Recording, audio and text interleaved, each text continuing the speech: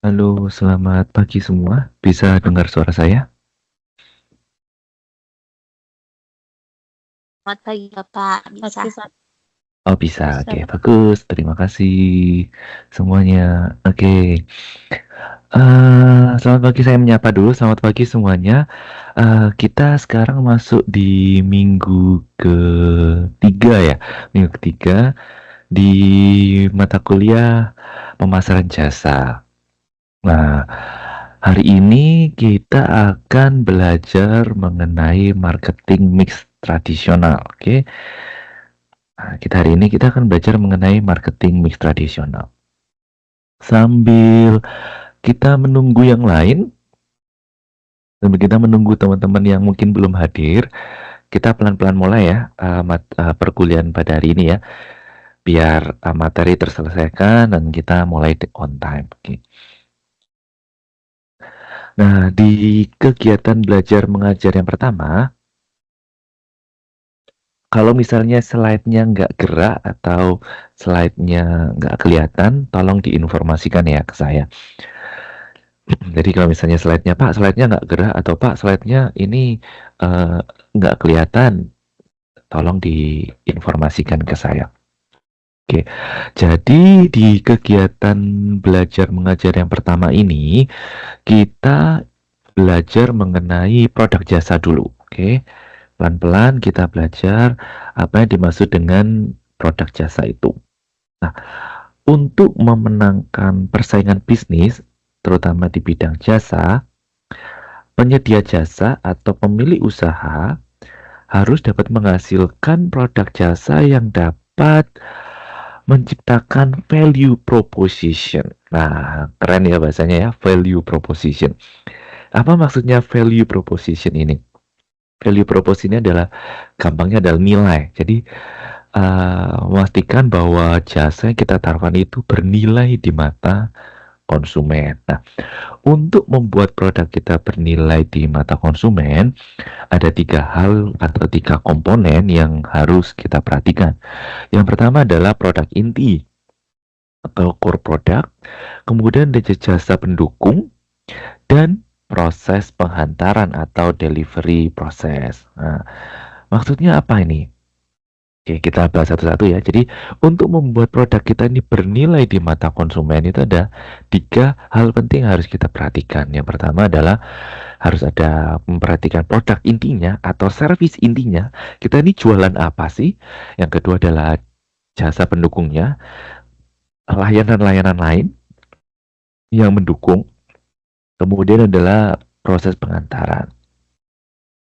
Nah, ketiga kombinasi komponen tersebut eh, tentu saja ditujukan untuk konsumen dan tidak boleh satu diunggulkan yang satu di apa ya istilahnya tidak diperhatikan. Semuanya harus diperhatikan. Jadi ini adalah satu package komplit ya.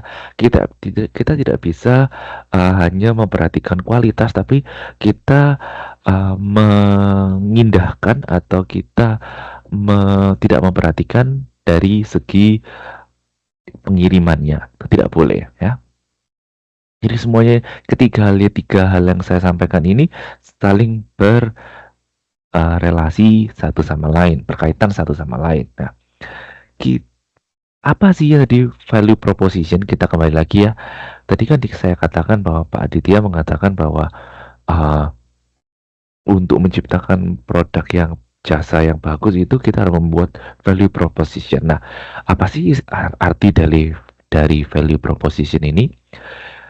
Value proposition adalah nilai dari penawaran jasa yang dirasakan konsumen dari segi manfaat, harga bersaing, kualitas, dan kenyamanan serta inovasi. Jadi istilahnya adalah hal-hal yang membedakan produk kita dengan produk pesaing ya.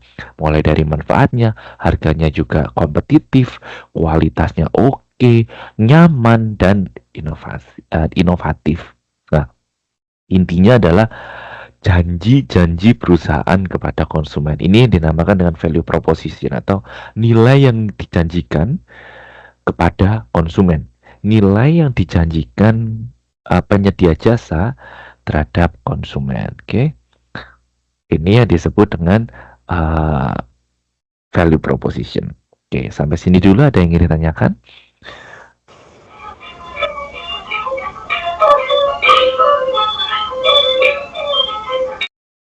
Sampai sini dulu ada yang ingin ditanyakan? Belum ya? Kalau belum, saya lanjutkan dulu.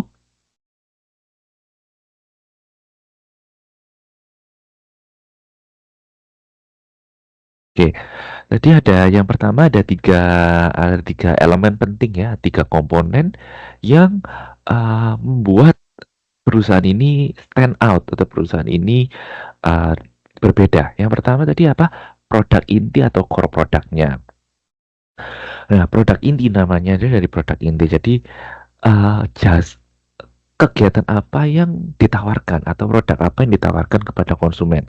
Intinya usaha apa sih yang usaha apa yang ditawarkan uh, pada konsumen. Misalnya nih, saya buka jasa pijat refleksi. Berarti saya usahanya adalah memberikan jasa pijat ya.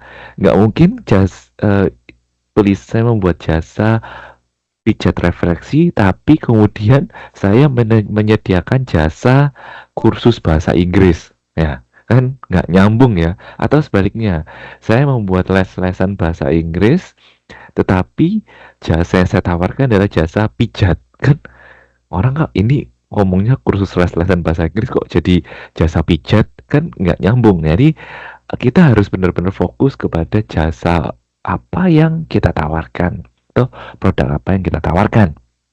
Contohnya nih, layanan ojek online. Ya, produk intinya adalah jasa transportasi yang mengantarkan penumpang dari satu tempat ke tempat yang lain. Walaupun kalau di Gojek itu kita bisa ini ya, ada disuruh, saya pernah lihat di sosial media, Gojeknya disuruh ini betulin, suruh nemenin nemenin ini apa namanya, jalan gitu, atau mungkin ada layanan lain dari Gojeknya ya. Itu terlepas dari itu, tapi Gojek ini layanan utamanya dalam transportasi, yaitu membantu mengantarkan pelanggan dari satu tempat ke tempat yang lain.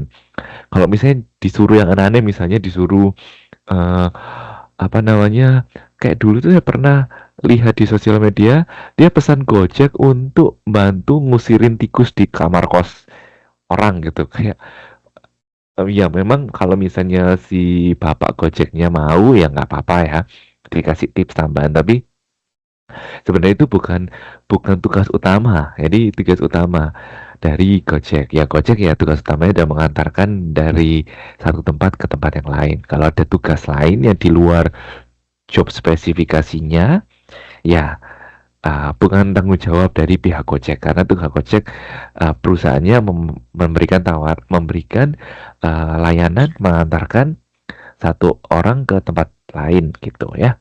Nah, itu produk inti. Nah, yang kedua jasa pendukung. Maksudnya jasa pendukung ini apa? Jasa pendukung ini adalah layanan tambahan yang mendukung produk inti dalam memberikan kenyamanan atau nilai lebih kepada pelanggan. Jadi adalah layanan-layanan atau fasilitas-fasilitas lain yang ditawarkan oleh perusahaan agar konsumen ini semakin nyaman gitu ya. Agar konsumen ini semakin nyaman menggunakan jasa dari penyedia jasa tersebut. Contohnya, misalnya pada layanan ojek online, jasa pendukungnya ada fitur live tracking. Jadi kalau teman-teman Gojek atau Uber atau apa ya di Indonesia ini ya, Maxim ya, ada beberapa layanan ini seperti Gojek, Grab, Grab, Uber. Uber udah nggak ada ya, Grab sama Maxim. Itu kan kita bisa lihat nih, oh drivernya, supirnya di mana posisinya, apakah masih jauh atau sudah dekat, atau dia nyasar atau mungkin tidak sesuai dengan track, jadi kita bisa mengarahkan gitu. Atau juga ada fitur pembayaran digital. Sekarang ada fitur misalnya menggunakan QR code atau kris gitu ya, atau bacanya gimana, kris atau QRIS, kris itu uh, atau mungkin transfer, atau menggunakan OVO, atau menggunakan Dana. Banyak sekali ya di Indonesia ya layanan-layanan pembayaran digital. Nah, fitur lain misalnya pemberian rating. Nah, kita misalnya, saya puas dengan diantar oleh Gojek ini, nyaman, orangnya ramah, kita bisa memberikan bintang 5.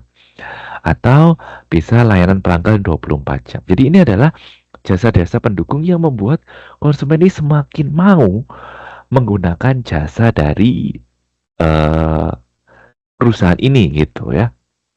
Misalnya nih, kemarin ada yang cerita servis motor di dealer ya.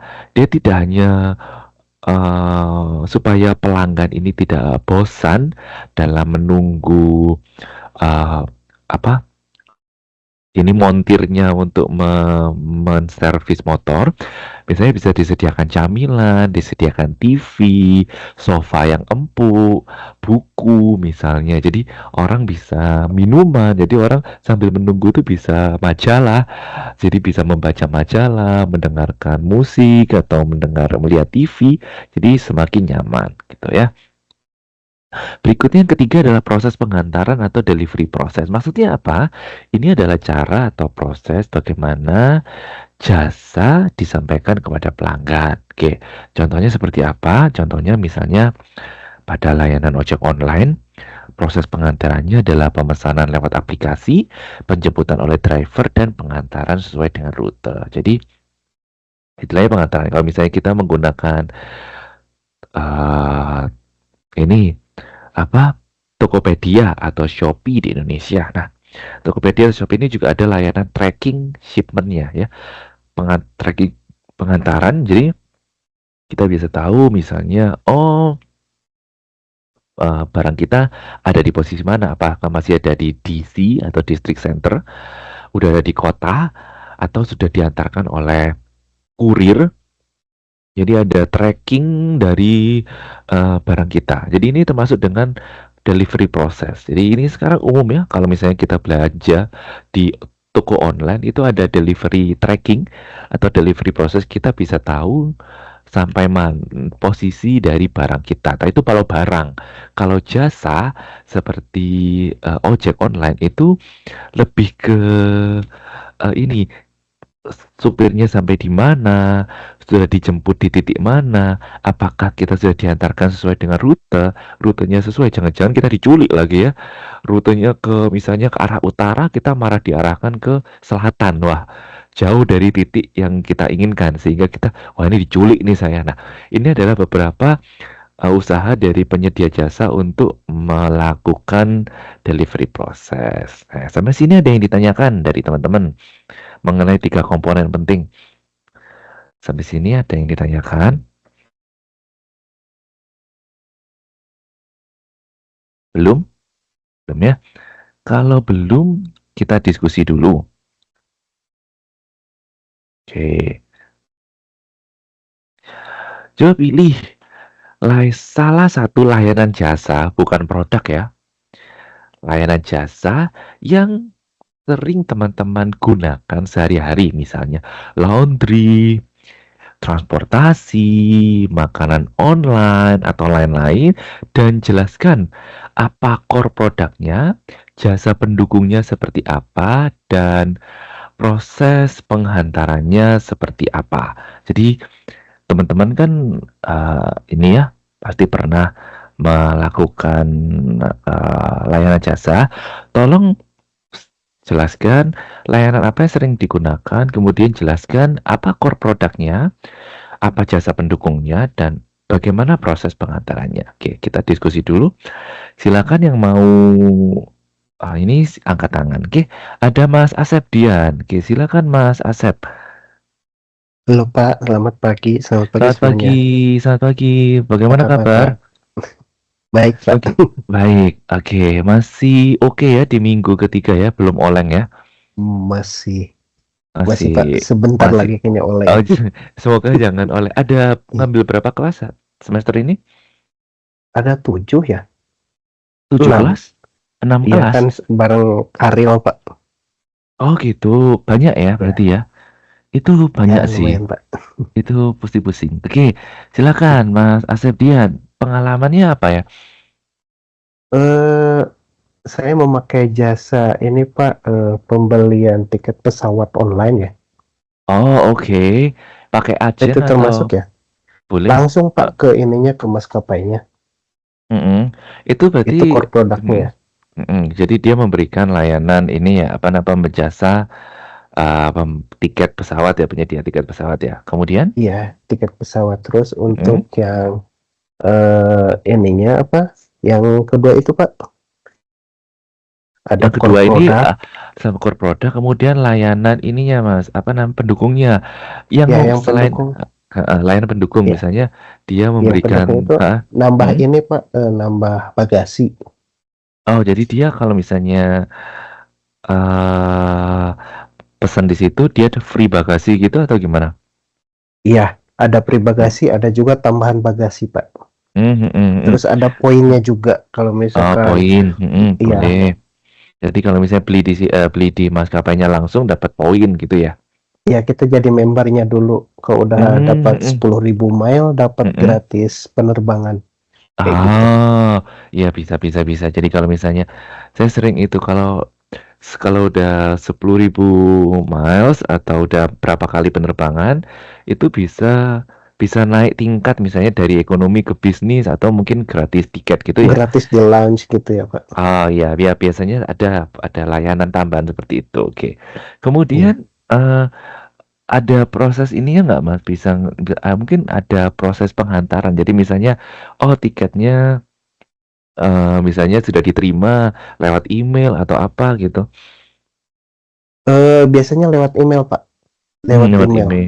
Jadi nanti lewat email dan SMS seperti itu. lewat email dan SMS. Oke, boleh. Jadi itu yang menggunakan kalau misalnya pesan-pesan dari maskapainya, Mas Asep biasanya ini telepon langsung atau lewat website Langsung maskapainya? lewat ya, lewat aplikasi Pak. Saya download aplikasinya. Oh, lewat Tapi websitenya. ada Mm, keuntungan sama kerugiannya Pak. Kalau mm, misalkan waktunya masih lama nih, 6 bulan, mm. maksimal itu 8 bulan bisa kita Booking tiket. nge ya ngebooking tiket. Mm, Enaknya itu kita pesawatnya itu murah, mm, dan mm, kerugiannya mm. kadang-kadang suka diganti-ganti jadwalnya. Misalkan dari jam 3 pagi jadi jam 1 pagi. Kadang-kadang jadi jam Hmm. 8 pagi gitu. Saya sampai 4 kali perubahan jadwal. Oh Tapi gitu. harganya lebih murah. Lebih murah 2 juta, lumayan lah. Oh gitu. Jadi misalnya udah pesen tiket, misalnya jadi jam 1, kemudian dia bisa diganti jamnya jadi pagian gitu ya. Iya. Oke, Jadi tapi ada awal-awalnya saya kompensasi. saya Mm, tuh ngebooking jam 3, mm. kemudian 3 bulan sebelum saya berangkat itu diganti lagi jadi jam 5 pagi. Itu Diganti lagi tahunya jadi ya, tahunya ada dapat SMS Pak sama dapat email. informasi. Oh, dari SMS SMS dan sama email. email. Iya. Oh gitu. Jadi harus ngeprint tiket lagi atau misalnya harus ini ya. Oh tidak Pak, jadi berbentuk barcode kayak gitu. Jadi kita nanti Gitu. nyampe di Bandara. ya di bandara, orang yang maskapainya itu cuman nge-scan terus kasihin Mm-mm. paspor kita keluar Oh gitu, fotonya. oh gitu. Iya, Jadi lebih lebih enak ya. Jadi nggak perlu lebih ngeprint enak. bolak-balik. Oke, Iya, bagus. Terima kasih Mas Asep contohnya. Oke, sama-sama Pak. oke, makasih. Yang lain mungkin yang ingin menyampaikan pendapat. Jadi diskusinya hari ini adalah uh, coba pilih salah satu layanan yang pernah teman-teman gunakan, misalnya laundry, transportasi, makanan online, atau lain-lain yang apa core produknya, kemudian jasa layanan tambahan apa yang ditawarkan oleh penyedia jasa tersebut, misalnya nih antar jemput sampai ke depan rumah misalnya gitu, dan proses pengantaran seperti apa. Saya dulu pernah, ini posisi saya kan di Taiwan ya, mungkin ada teman-teman yang sambil menunggu teman-teman yang lain. Mbak Gusnul dulu deh, Mbak Gusnul, silakan Mbak Gusnul Kotima. Iya Pak, selamat pagi. Selamat pagi Mbak Gusnul, bagaimana kabar? Alhamdulillah sehat. Pak Adit bagaimana Sehat. sehat? Sehat. Mbak Kusnul posisinya sekarang di kota apa? Di Conggo Pak. Masih, Milter ya masih. masih. Oke. Apa namanya? Belum oleng kan di pertemuan ketiga? Masih aman, Pak. Aman, oke, bagus ya. Silakan Mbak Kusnul, apa pengalamannya? Masalah ini ya, core produknya mungkin saya pernah menggunakan jasa layanan pengiriman barang dari Taiwan ke Indonesia itu, Pak, lewat Index. Oh, oh indeks ya, itu gimana gimana? Saya pengen tahu. Iya, jasa pendukungnya sama sih. Hmm. Kardusnya itu bisa diantar gitu ya, bisa diantar sampai rumah. Terus nanti Oh, kalau misalkan barangnya udah ready, udah siap, itu dijemput juga mhm. barangnya. Enak dong. Itu sampai misalnya tempat rumahnya di lantai 3 gitu, dia mau nggak jemput sampai ke lantai Iya, 3 Pak. gitu? Iya, iya sama kurir Oh, aja antar. Iya, oh terus gitu. itu terus kan bisa dilacak juga itu, Pak, kode Hmm. kardusnya. Udah Oh sampai gitu mana. ya. Berapa Iya. lama biasanya? Hmm, paling sering sih 1 bulanan, tapi tergantung ya Pak. Kadang ada kendala juga kan sampai 3 bulan pernah. Oh, sering berarti ya, Mbak Kusnul ya? Sering, hampir Ah, sekali. Soalnya ah. hobi shopping.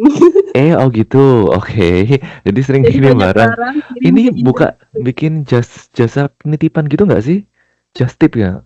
Buka just tip nggak? Dulu pernah, tapi sekarang enggak. Dulu Enggak. Jadi pernah. untuk barang pribadi aja ya. Iya. Jadi Oke. Kemudian, masuk ya Pak kemudian, ya, hmm? layanan jasa indeks. Oh gitu. Soalnya saya tuh nggak pernah pakai. Pertama saya nggak pernah kirim barang balik ke Indo. Oh, Terus nggak pernah kayak kayak kalau misalnya, iya saya nggak pernah kirim barang. Kenapa ya? Nggak tahu. Oh dulu karena saya padahal kan ada sudah lama di sini loh ya Pak. saya 8 tahun sih, hampir 8 Ya tahun kan? di sini.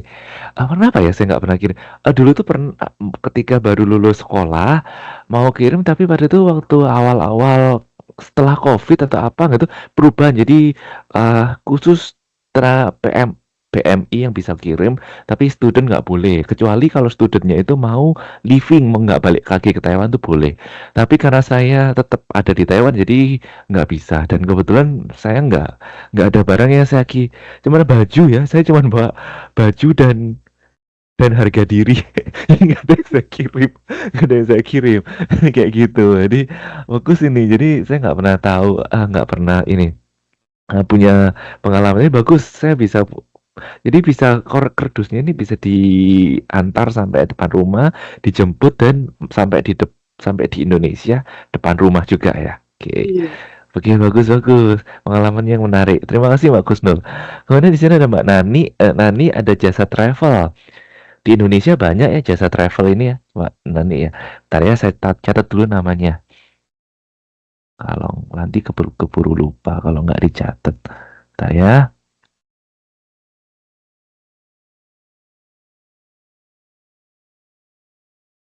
Mbak Nani, kamu bentar ya.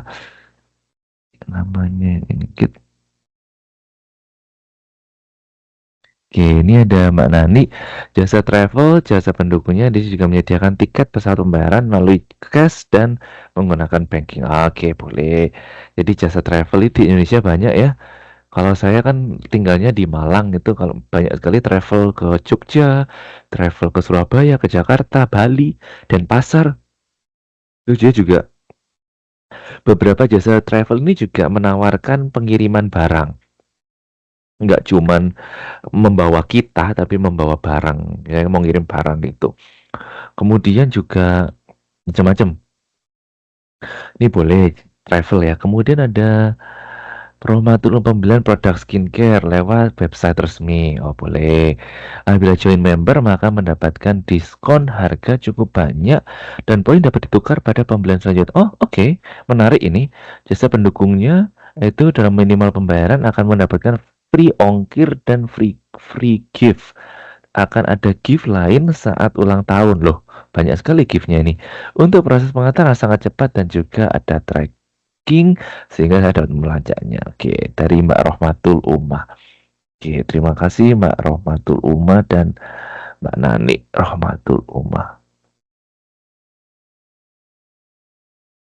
Oke, mungkin ada yang lain yang mau menyampaikan pendapat ini terkait banyak. Mungkin ada yang laundry mungkin, atau kalau kalau mungkin yang di luar negeri di mana gitu, adakah jasa laundry? Kalau di Indonesia banyak ya jasa laundry.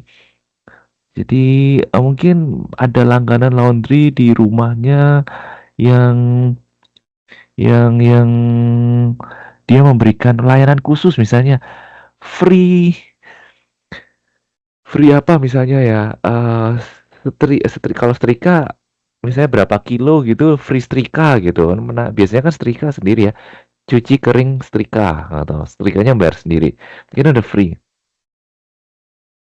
Ini ada Mbak Uun Kuniri di Hong Kong ya. Dari pengalaman saya menggunakan jasa transportasi menggunakan Grab saat menuju ke Bandara Suta. Core produknya adalah jasa transportasi, jadi ada travel ya, oke. Oh, Grab, sorry, Grab. Pendukungnya itu drivernya baik, sopan, dan memberikan informasi tentang pilihan jalan lebih cepat menuju tempat tujuan dan cara pengantarannya melalui kemudahan pemesanan online lewat aplikasi. Itu boleh, Pak Uun Kuniri. Oke, bagus.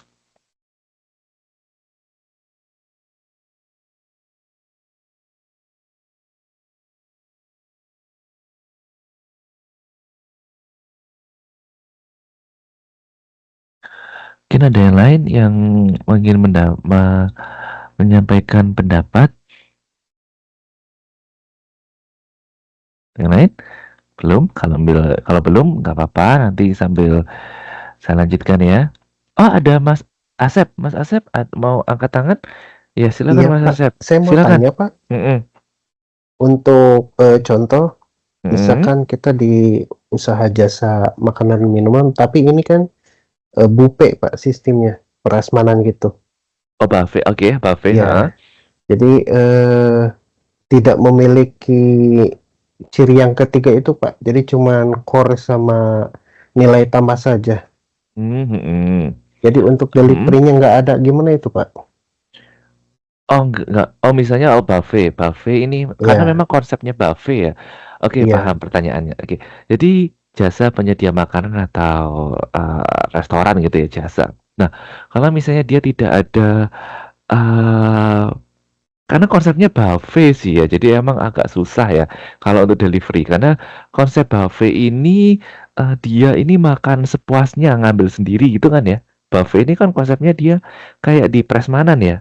Buffet ini iya Pak. prasmanan kan ya. Jadi ngambil sendiri gitu ya. Memang agak Iya, susah kalau misalnya ada delivery-nya karena biasanya orang ingin mengambil sesuka hati sesuai keinginannya. Ya kalau memang terpaksa tidak ada ya nggak apa-apa.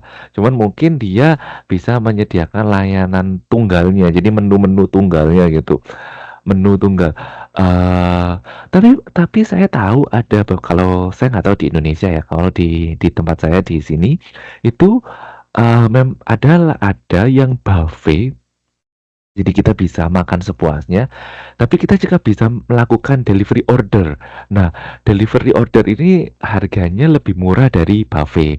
Jadi kayak dicentang-centang di aplikasinya gitu. Misalnya saya mau buffet ini kan sebenarnya kan istilahnya kita memilih makanan sesuai dengan keinginan kita. Nah, di aplikasinya itu tinggal centang. Misalnya saya nggak mau nasi, saya maunya misalnya nasi kuning, saya nggak mau ayam, saya ganti telur, jadi tinggal dicentang-centang aja. Itu tetap bisa dilakukan, tapi harganya lebih murah gitu. Harganya lebih murah karena kan nggak bisa makan sepuasnya ya. Kalau biasanya kalau prasmanan itu kan lebih lebih apa namanya makan sampai kenyang gitu ya sepuasnya. Nah ini enggak, jadi harganya lebih murah tapi tetap bisa diakali gitu. Kalau misalnya terpaksa pun ya nggak apa-apa. Contohnya ini dokter gigi. Dokter gigi kan nggak bisa ya. Kalau misalnya bener-bener diantar ke rumah kan nggak bisa kan, alatnya kan berat ya. Mungkin ada banyak orang kan nggak bisa. Tapi saya pernah dulu tuh ini di rumah saya tuh ada dokter dokter umum. Dokter umum itu bisa dipanggil ke rumah sewaktu-waktu kalau misalnya ini apa namanya? Istilahnya kalau bener-bener bed rest itu ya nggak bisa. Itu mau dokternya ke rumah untuk memeriksa. Dia membawa tas dokter, stetoskop, kemudian bawa ya obat-obat generik seadanya yang dia punya gitu. Itu masih bisa. Tapi kalau dokter gigi saya rasa nggak bisa gitu. Saya rasa itu jawabannya yang bisa saya berikan Mas Asep. Jadi kalau misalnya terpaksa ya nggak apa-apa. Kayak dokter gigi kan nggak bisa juga ya. Kita punya deliverynya. nggak bisa diantarkan gitu. Kecuali obatnya ya, obatnya masih bisa ya. Kalau misalnya baru ini cabut gigi butuh obat penenang gitu masih bisa obatnya. Orang dokternya nggak bisa. Itu yang bisa saya jawab Mas Asep. Semoga bisa diterima ya. Baik, terima kasih Pak. Terima kasih. Sama-sama Mas Asep. Kemudian ada Mbak Elvin Lydia Verdiana. Pengalaman saya menggunakan jasa transportasi taksi langganan di Taiwan, Pak. Taksi langganan di Taiwan. Saya sama Oh, Mbak Yuli. Mbak Yuli, oke. Jasa transportasi layanan di Taiwan. Core produknya melayani jasa antar jemput ke Aceh dengan pelayanan sopir yang ramah, bisa dipanggil waktu-waktu dan memberikan harga diskon. Oh, enak ini kalau Mbak Elvin punya ini ya langganan supir di Taiwan. Enak sih kalau udah punya langganan supir itu ya. Setahu saya juga ada kalau di supir Taiwan itu ada cewek, cewek juga bisa. Jadi nggak cuma cowok tapi cewek juga bisa jadi supir sehingga bisa aman. Karena dulu saya punya kenalan itu dia pakai langganan supir cewek, jadi lebih aman gitu. Oke. Oke, sambil menunggu yang lain, saya lanjutkan materinya ya. Terima kasih untuk diskusinya. Saya lanjutkan dulu. Nah, perusahaan harus memahami value dari sisi keunggulan dalam pemanfaatannya, yaitu dimulai dari bagaimana konsumen menilai value yang dirasakan dari mulai produk dasar hingga value kepada konsumen.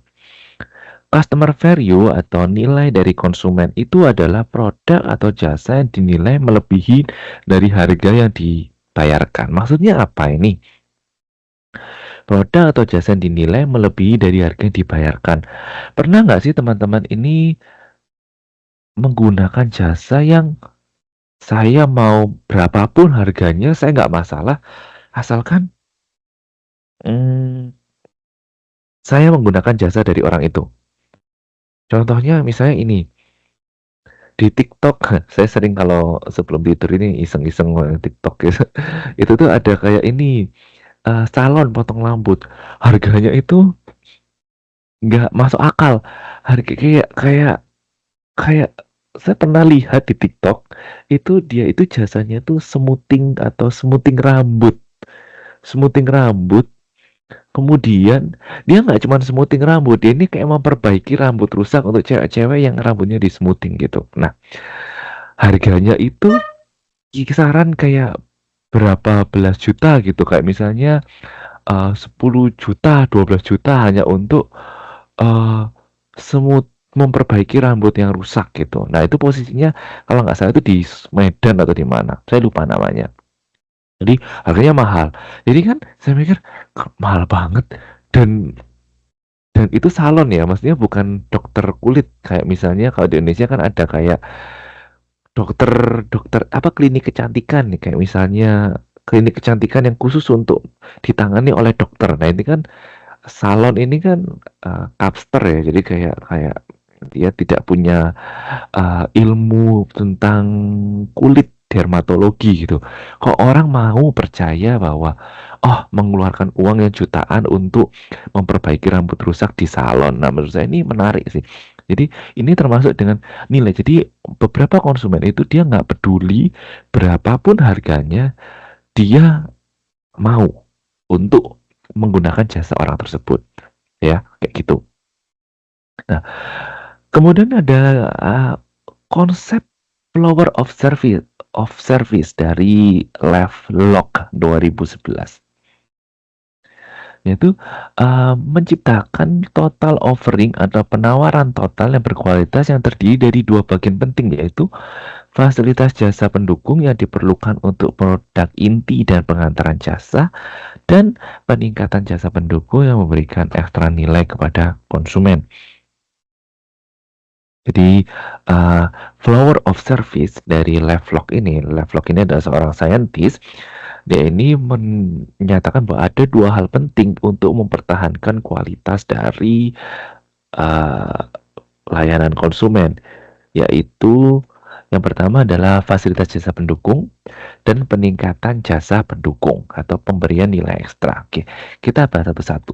Misalnya pada service pada service flower yang merupakan facilitating service adalah informasi, order tracking, penagihan dan pembayaran. Ini adalah layanan pendukung tadi yang teman-teman sudah bilang. Kayak Mbak Kusnul tadi bilang kalau misalnya untuk mengirim barang ke Indo itu kita bisa tracking. Kemudian siapa tadi bilang kalau misalnya naik Grab kita bisa tracking gitu ya. Nah, ini termasuk dengan service flower facilitating service. Jadi ada service pendukung ya. Kemudian ada enhancing service dan ini dia enhancing service atau peningkatan servisnya, dan facilitating service atau fasilitas pendukung. Nah, di enhancing service atau fasilitas peningkatan itu ada beberapa hal yang bisa ditawarkan seperti konsultasi, keramahan, dan rasa aman. Contohnya, saya pernah ke dokter itu kebetulan dokter kulit juga. Saya pernah ke dokter kulit. Dia memberikan konsultasi gratis selama 1 tahun. Jadi saya ada treatment, kemudian dia memberikan layanan konsultasi gratis lewat online, lewat chat gitu, selama 1 tahun. Dan menurut saya ini oke. Kemudian saya juga pernah jadi kayak ada layanan tambahan yang lebih ke arah perasaan. Jadi lebih ke perasaan. Jadi kayak konsultasi ini kan lebih ke mendapatkan ilmu ya, konsultasi, kemudian keramahan mungkin juga. Jadi ketika saya treatment di dokter kulit tersebut, dari nurse-nya atau dari perawatnya itu ramah, kemudian memberikan informasi yang jelas, kemudian juga rasa aman karena dia tersertifikasi, dokternya ini juga ya beneran dokter ya, bukan dokter abal-abal. Jadi dia memang dokter. Jadi saya merasa aman dan memang treatment atau ke dokter kulit klinik ini memang bagus gitu. Nah, ini adalah termasuk enhancing service. Jadi ada 2 jenis service. Kalau tadi ini ada 3 untuk memastikan jasa ini meningkat, ada 3 hal yang dalam satu paket. Nah, kemudian dari flower of service, dari Lovelock itu dia memberikan teori ada 2 hal yang perlu diutamakan. Yang pertama adalah facilitating service dan kedua adalah enhancing service. Oke. Nah, maksudnya facilitating service atau fasilitas jasa pendukung. Jadi layanan yang harus ada agar produk inti bisa dikirimkan dengan baik. Tanpa ini, layanan utama tidak bisa berjalan. Contohnya, pada layanan belanja online, informasi, ya, deskripsi produk dan ulasan pelanggan itu harus ada. Jadi tahu ini produk ini apa namanya, ukurannya berapa, isinya berapa, volumenya berapa, beneran nyata nggak, ada reviewnya, bintangnya. Kemudian ada order tracking ya. Jadi fitur ini sangat umum sekarang untuk melihat posisi barang. Jadi ketika kita sudah belanja online, kita bisa tahu posisinya sudah dikirimkan sampai mana, kemudian sampai mana, seperti itu kita bisa tahu. Kemudian ada penagihan dan pembayaran, yaitu ada fitur check out dan pilihan pembayaran yaitu transfer, e-wallet atau kartu kredit. Jadi sekarang banyak sekali beberapa cara untuk memudahkan pelanggan untuk membayar. Contohnya bisa menggunakan OVO kalau di Indonesia, menggunakan bank transfer atau COD yaitu cash on delivery, jadi bayar di tempat dan macam-macam. Jadi ini adalah beberapa fasilitas yang harus ada ketika menjalankan sebuah jasa bisnis. Kita sebut dengan fasilitas services. Nah, berikutnya tadi saya bilang ada peningkatan jasa pendukung atau enhancing services. Nah, pada ini layanan yang sebenarnya tidak wajib ada, tetapi kalau ada ya lebih baik karena akan menambah kepuasan dan kenyamanan dari pelanggan. Ya, contohnya pada layanan belanja online itu ada konsultasi, jadi ada customer service. Jadi kalau misalnya saya kok barang saya nggak sampai sih, atau "Pak, saya mau refund, saya mau return, saya mau kirim balik barang ini karena barang saya nggak sesuai dengan yang saya harapkan." Lah, saya chat nih CS-nya atau layanan pelanggannya, customer service-nya. Itu ada. Kalau misalnya ada itu lebih baik, konsumen lebih nyaman, lebih percaya. Nah, kemudian keramahan, respon customer service yang cepat dan sopan ini akan menambah rasa nyaman dan rasa aman ketika menggunakan jasa dari perusahaan tersebut. Kemudian menjaga rasa aman yaitu jaminan pengembalian barang dan jasa jika rusak atau tidak sesuai, atau mungkin jaminan data kita tidak dipublikasikan atau jasa kita ini tidak disalahgunakan. Ini juga jaminan rasa aman. Jadi semua data-data diri kita ini aman di situ. Nah, ini adalah enhancing service, yaitu peningkatan jasa pendukung. Jasa tambahan yang tidak wajib tetapi kalau ada lebih baik. Nah, kita diskusi lagi ya. Menurut teman-teman, bagaimana keramahan dan konsultasi dari customer service ini bisa mempengaruhi kepercayaan pelanggan dalam menggunakan sebuah layanan? Oke. Jadi, menurut teman-teman, bagaimana keramahan dan layanan konsultasi online ini, customer service online atau customer service yang bisa ditelepon ya, customer service ini bisa mempengaruhi kepercayaan pelanggan dalam menggunakan sebuah layanan. Kira-kira sejauh mana fungsinya dan bagaimana membuat konsumen semakin aman? Ya, kita diskusi lagi. Boleh lewat chat, boleh lewat ini apa namanya? Mikrofon boleh. Oke, menurut teman-teman, sejauh mana sih pentingnya customer service ini bagi penyedia jasa?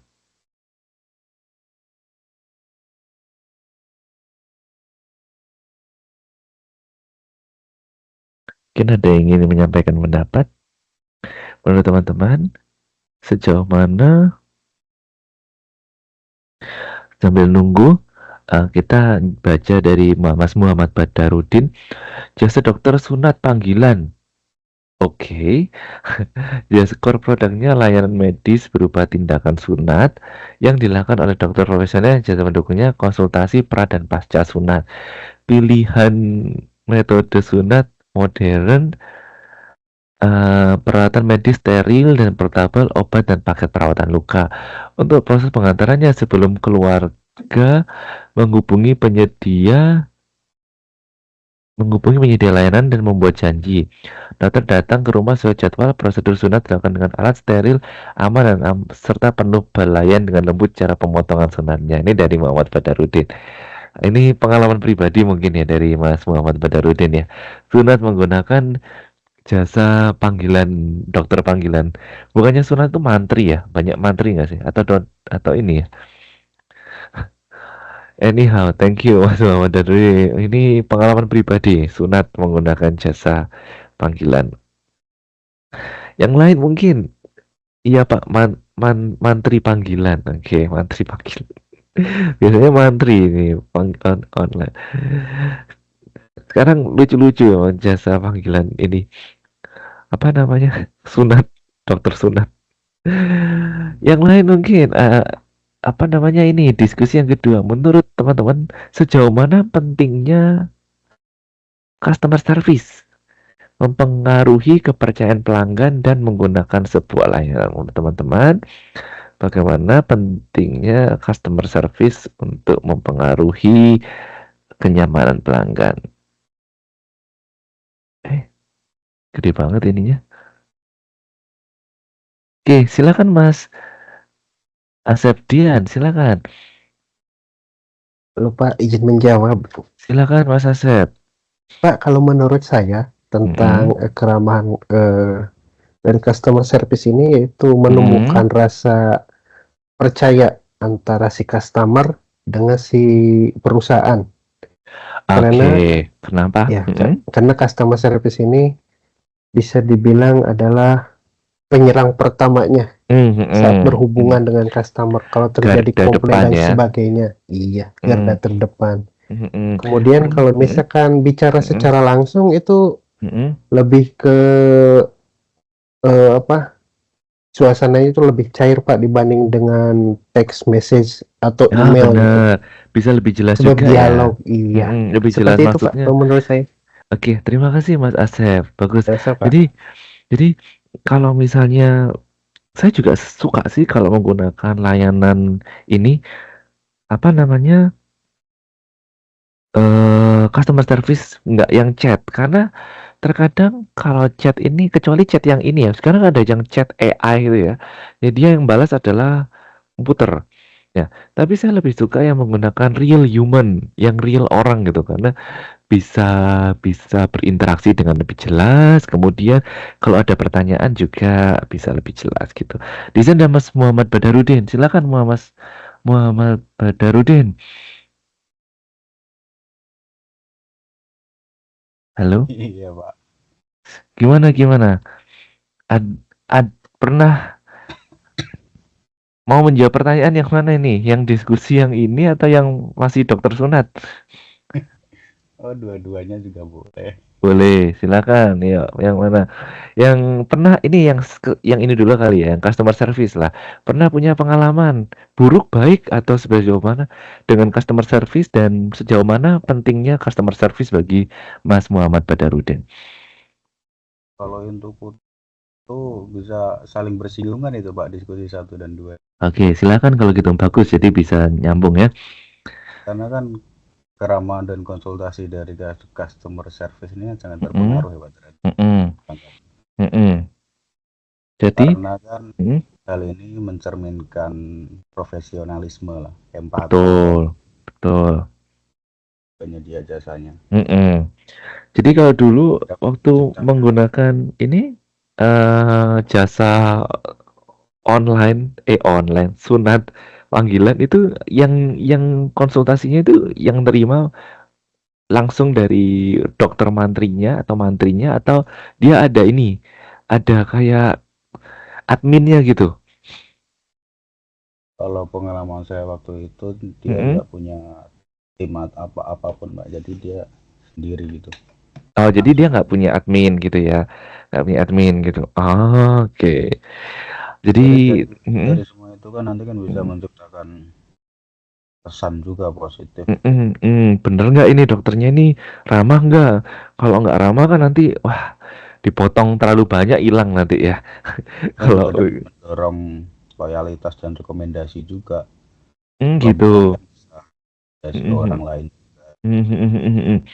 Itu berarti dokternya itu peralatannya langsung bawa gitu ya, langsung bawa dari rumahnya, kemudian terus dia nggak dibantu siapa-siapa untuk proses-proses sunatnya nggak?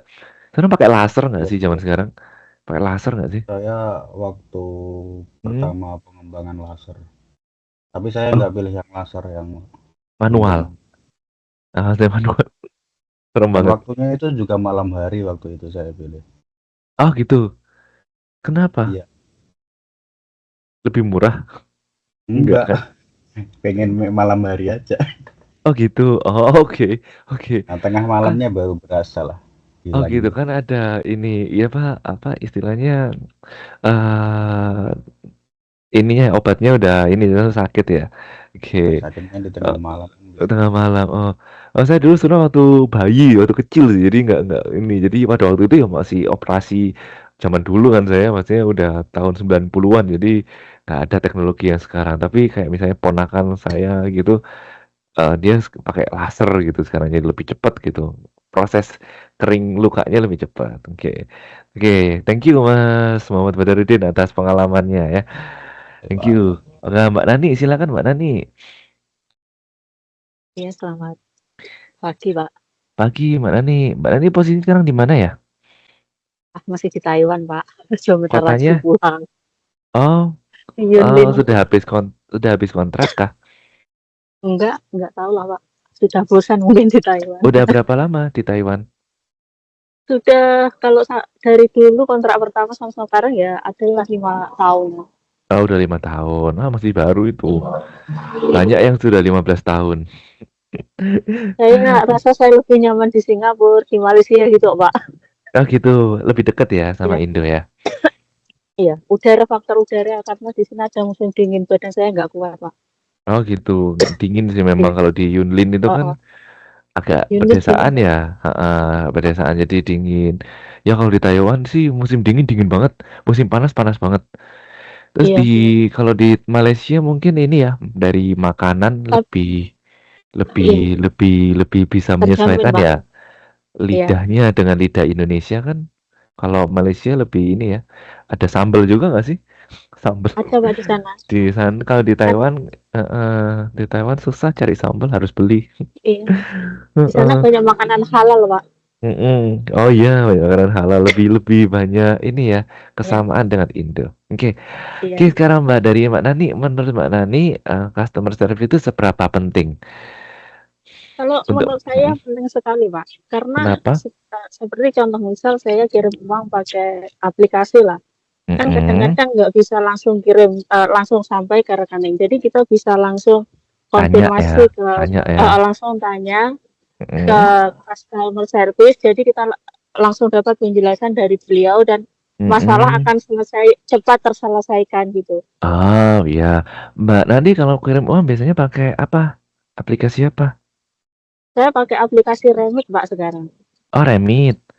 Remit itu Iya. terkenal nggak sih sekarang? Lagi banyak ini.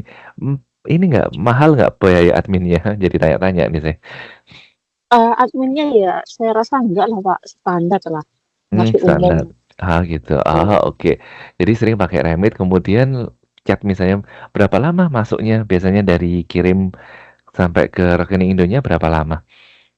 Kadang-kadang tergantung, Pak, kalau hari Senin itu bisa 6 jam, 7 jam, tergantung lah, ramai Jadi enggaknya ramai besok. enggaknya? Oh tapi dalam satu hari Iya, yang sama ya? Oke iya, bisa. Ah, bisa bisa. Itu penting sih customer karena masalah uang ya.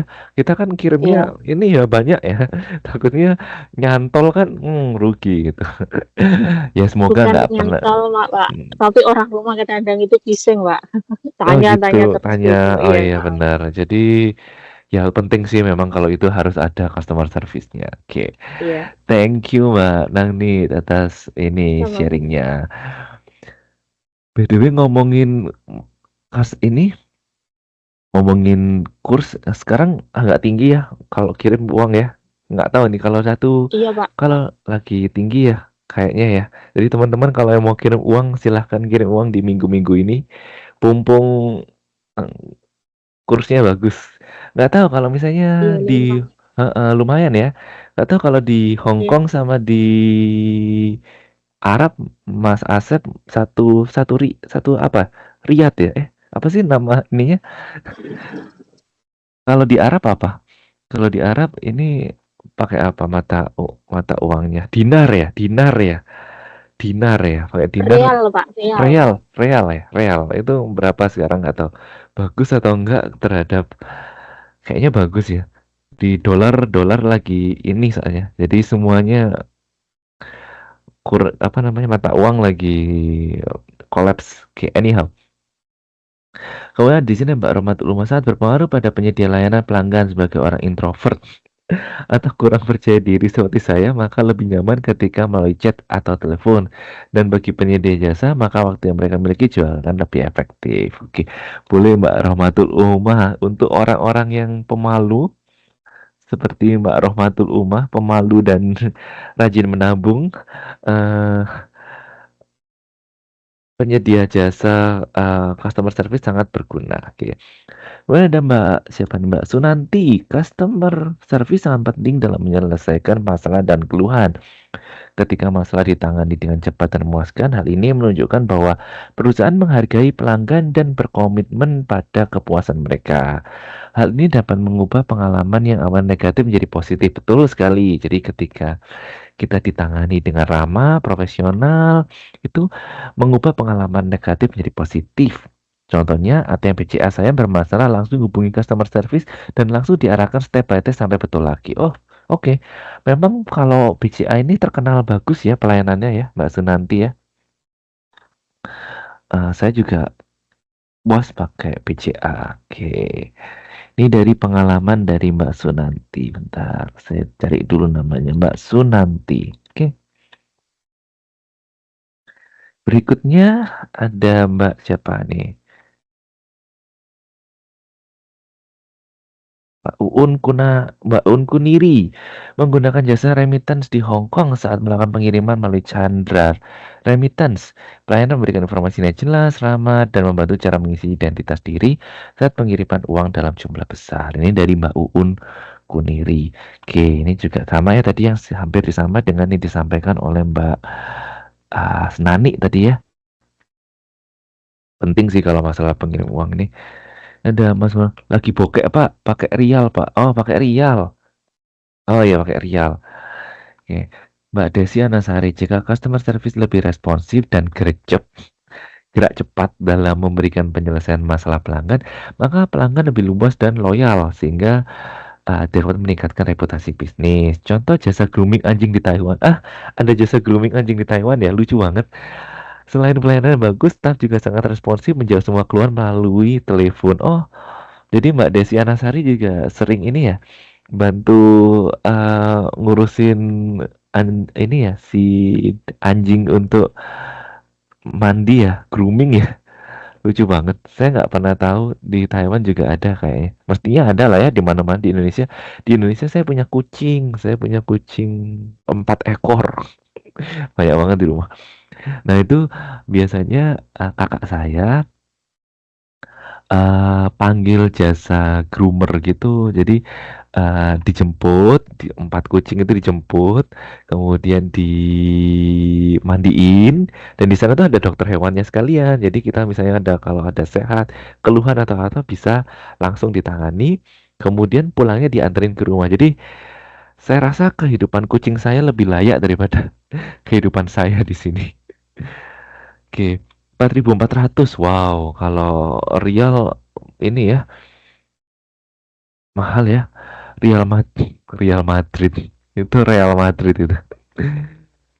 4.400. Wah, karena puas jadi menjadi pelanggan tetap di tempat grooming itu selama 2 tahun lebih dan juga merekomendasikan ke orang-orang. Mas Muhammad Badarudin mau di grooming. Ya Pak sekarang udah meninggal waktu aku pulang Indo kabur terus. Kasihan banget. Kasihan banget anjingnya. Kok sampai meninggal, kasihan banget. Kabur terus ditabrak mobil, tertabrak. Allah ya Tuhan, saya nggak bisa ngelihat anjing. Saya dulu pernah pelihara macam-macam. Di rumah saya itu ada ikan. Dulu ayah saya pernah, udah takdirnya Pak. Ya iya sih udah takdirnya, tapi kan kasihan ya. Kasihan kalau ini ketabrak mobil gitu, kalau matinya nggak wajar. Saya dulu pernah pelihara anjing lovebird, apa burung lovebird, ayah saya sih. Terus udah enggak karena udah mati semua. Ayah saya nggak bisa pelihara ini burung ini. Kemudian ada kucing sampai sekarang 4 itu. Kemudian saya juga pernah waktu saya di Indo sebelum berangkat ke Taiwan itu pelihara sugar glider. Pernah tahu nggak ya? Nggak ketahuan dan gue nggak pernah ya. Semoga nggak ya. Kalau kucing kan kalau di Indo kan kalau ketabrak mobil harus dimandiin, mobilnya harus dimandi kembang, kemudian di perempatan jalan harus ditaruh kembang, sama bajunya harus dipakai buat ngubur kucingnya. Anjingnya disimpan kok, kasihan banget. Semoga arwah si anjingnya tenang. Ya, kasihan banget ya. Kalau udah jadi, karena udah jadi anggota keluarga sih kalau hewan peliharaan itu ya. Ya kayak kucing di rumah ini lucu. Ini agak story ya, agak lepas dari ini ya. Sedikit sebelum kita masuk ke materi lagi. Jadi di rumah saya itu ada kucing itu 4. Udah lama banget, udah tua. Saya adopt setahun 2015 2 kucing awalnya itu 2 kucing. Jadi nempelnya ke ibu saya, ke ibu saya. Kemudian ya kadang itu ibu saya itu pernah waktu saya pulang ke Indo itu nyuruh saya ganti minum kucingnya. Oke, saya ganti minum pakai air keran. Itu dimarahi sama ibu saya. Nggak boleh pakai air keran, harus pakai air dispenser aqua. Jadi di rumah kita pakai air air aqua dispenser itu. Jadi kucing saya itu dikasih minum air dispenser aqua. Itu kayak kehidupannya lebih layak daripada saya. Kemudian kalau misalnya kucing itu juga manja juga. Kalau misalnya dia airnya 1 hari nggak diganti, dia nggak mau minum. Jadi harus 1 hari harus diganti. Emang hewan-hewan peliharaan ini agak agak ini lebih sedih dari tinggal nikah. Nih Mbak Desi, kasihan ya kucing anjingnya kayak gitu. Jadi udah dianggap keluarga. Oke, saya lanjutkan dulu ya. Jadi terima kasih ini diskusinya. Produk jasa. Nah, produk jasa itu memiliki 5 kategori yang membedakan dengan produk tangible. Jadi produk jasa itu ada 5 kategori yang membedakan dengan produk tangible. Ingat ya, produk tangible ini adalah produk nyata. Jadi kayak yang bisa dipegang, dipegang. Itu produk ya. Kalau jasa kan nggak bisa langsung dipegang. Nah, kategori yang pertama adalah barang berwujud murni atau pure tangible product. Nah, ini seperti barang-barang pada umumnya seperti sabun, pasta gigi, garam, handphone, gitu-gitu ya yang bisa dipegang, di mana tidak ada jasa yang menyertai produk ya. Kalau garam ya udah kita beli garam di warung, beli makanan gitu, ini pasta gigi, sabun gitu. Nah, tipe yang kedua itu adalah barang berwujud disertai jasa pendukung yang menjadi daya tarik dan memenuhi aspek kenyamanan atau tangible goods with accompanying services. Contohnya adalah industri mobil, telepon seluler, dan komputer yang menawarkan jasa reparasi dan pemeliharaan. Jadi ini adalah ya kalau misalnya kalau kita beli handphone kan ada garansi ya, biasanya setahun atau eh, mungkin beli komputer juga ada jasa reparasi kayak gitu-gitu. Nah, ini adalah barang berwujud mobil juga gitu. Jadi kayak dulu misalnya sepeda motor itu kan ketika kita beli ada free service ganti oli gitu ya. 1 atau 2 kali gitu. Nah, itu juga termasuk barang berwujud disertai jasa pendukung. Nah, ketiga adalah hibrida atau hybrid. Penawaran yang terdiri dari barang antara jasa dan produk yang sama proporsinya. Contohnya restoran. Jadi ini yang kemarin ditanyakan oleh Mbak Nani ya yang di grup ya. Jadi ada yang dinamakan dengan jasa hybrid. Jasa hybrid ini adalah jasa ditawarkan lewat online dan juga offline. Contohnya adalah ketika beli barang di Tokopedia atau Shopee. Nah, kayak sekarang pada tahu nggak ya kalau misalnya kalau adakah teman-teman di sini yang ke Indo itu masih jalan-jalan ke mall buat beli baju gitu atau ke mall untuk beli baju atau ke pasar besar untuk beli baju? Masih ada nggak ya? Kayak sekarang kayak kakak saya itu kalau Masih ya. masih ya. Kalau kakak Iya. saya Saya masih ke pasar. masih pasar untuk beli baju ya. Ini kakak Iya. saya, ini kalau dari kakak saya kan saya udah lama nggak di Indo ya. Kakak saya itu dulu sempat bilang kayak, "Duh saya males beli baju ke mall gitu." Kenapa? Saya tanya gitu kan ke kakak saya, karena kalau di mall itu harus macet parkirnya, kemudian cari parkirnya, kemudian jalan-jalan, terus kadang-kadang kalau cewek kan biasanya mau beli baju, nyambung beli celana, beli apa, yang awalnya mau beli baju, jadinya nyambung nih beli macam-macam gitu ya, beli tas dan lain-lain awalnya nggak jadi kakak saya itu lebih suka beli baju online gitu. Nah, sekarang itu toko baju itu memang dia menyediakan yang online dan offline. Jadi ketika dia menyediakan yang offline ya dia ya kayak butik pada umumnya ya, dia datang kemudian kayak Zara gitu ya. Tahu ya Zara gitu. Dia menyediakan eh toko outlet Zara. Nih, Zara.com. Ini Zara. Teman-teman bisa lihat slide saya ya. Zara. Bisa lihat slide saya? Bisa lihat slide saya ya. Kalau nggak bisa, ini. bilang ya, ini saya buka webnya Zara. Di Zara ini dia jual baju-baju dan produk aparel ya. Contohnya dress gitu. Nah, Zara ini ada outletnya di mall-mall ada. Tapi kita juga bisa beli eh kita bisa beli online. Nah, ini kita bisa masukkan di shopping bag kemudian bisa dikirim. Nah, kayak gini. Kita bisa beli online juga, bisa beli jaket, beli apa online gitu. Nah, kaitannya apa? Kaitannya adalah ini harganya, ini ada modelnya, kemudian ada harganya. Mana ini kok lama? Di bawah nih kayak fotonya gede banget. Oh, nih. Ini ada harganya, kemudian kita bisa taruh di keranjang. Nah, apakah kualitasnya sama antara baju yang difoto yang akan dikirimkan dengan yang di outlet di Zara di mall-mall itu? Of course harus sama kualitasnya. Misalnya ini size-nya, kalau dia mengatakan bahwa size-nya ini S ya, size-nya S.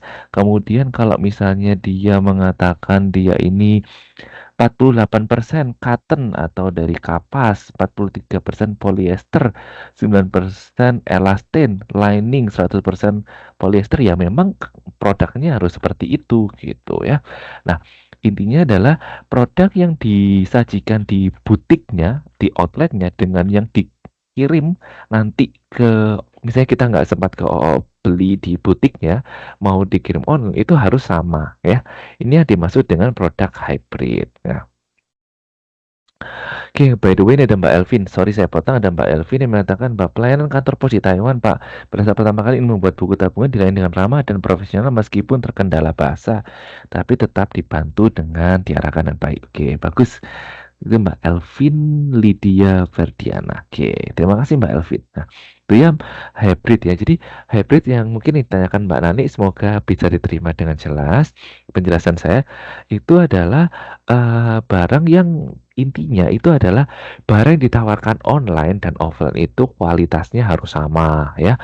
Jangan mentang-mentang kirim online orangnya nggak bisa lihat langsung dikasih yang kualitasnya sedikit lebih jelek, itu nggak boleh. Jadi barang dan jasa ini sama-sama proporsinya, kualitasnya, pelayanannya, kemudian packagingnya mungkin. Kalau yang packagingnya mungkin juga sama ya, harus sama gitu. Dan ya dengan hybrid atau hybrida. Kemudian yang keempat ada, oke, bisa diterima ya Mbak Nani ya? Iya Pak, intinya intinya antara offline dan online itu pelayanannya itu sama lah.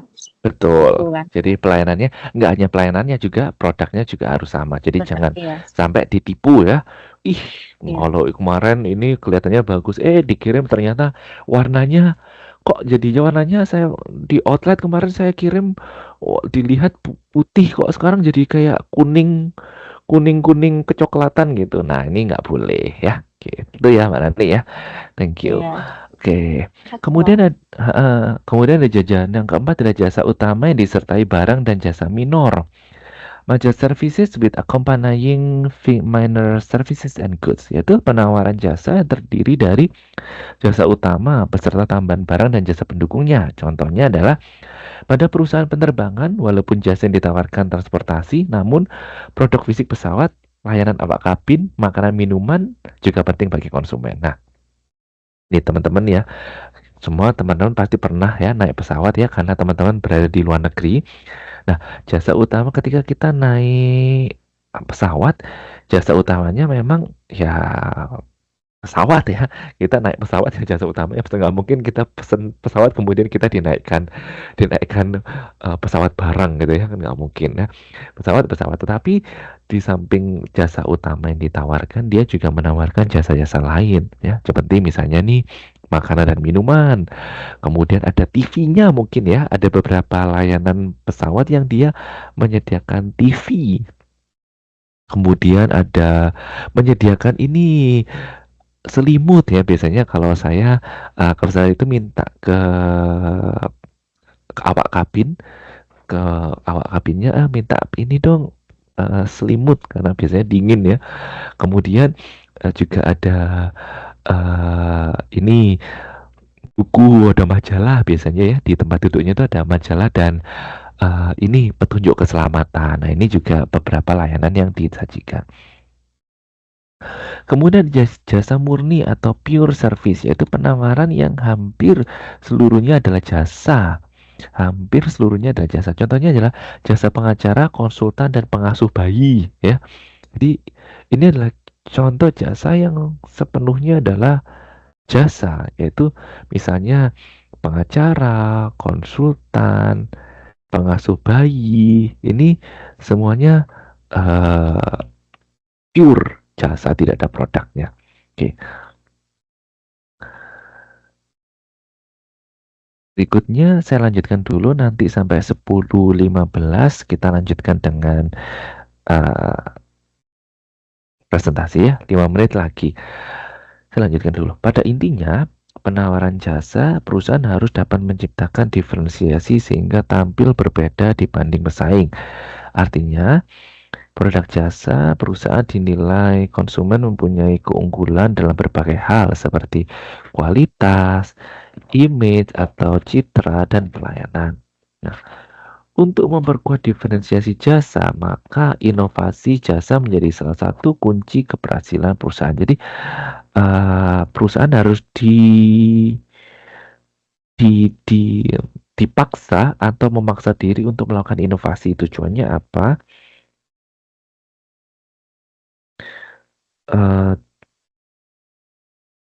Tujuannya agar untuk berbeda, berbeda dari pesaing. Nah, inovasi jasa adalah berbagai perkembangan dan implementasi dari ide baru untuk meningkatkan keunikan dan keunggulan produk dan jasa. Nah, jadi inovasi jasa adalah perkembangan dan implementasi dari ide baru untuk meningkatkan keunikan dan keunggulan produk dan jasa. Contohnya, perusahaan Samsung dan perusahaan Honda mengalahkan market leader seperti Sony dan Astra karena inovasi ya. Kayak Samsung ini mungkin layanan produknya lebih bagus, jadi dia menggunakan inovasi-inovasi yang menarik. Yang saya tahu Samsung ini inovasinya adalah di kamera. Kalau handphone tuh kameranya Samsung kan bagus banget ya, dia bisa ngezoom sampai ke bulan gitu. Kemudian dia juga Samsung ini sukanya ini layarnya, saya nggak pakai Samsung tapi dengar-dengar itu kayak dia yang menggunakan layar penuh, jadi layarnya ini benar-benar penuh untuk phone, untuk mobile phone. Honda juga pelayanan juga bagus, jadi gunakan layanan-layanan yang berbeda dari pesaing kita, seperti itu. Oke. Itu yang ini saya berhenti dulu sampai sini. Kita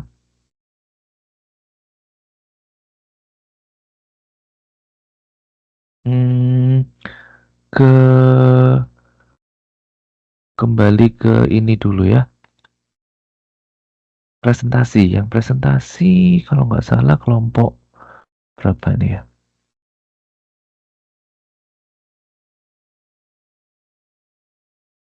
Kemarin sudah ada yang ngirim materi.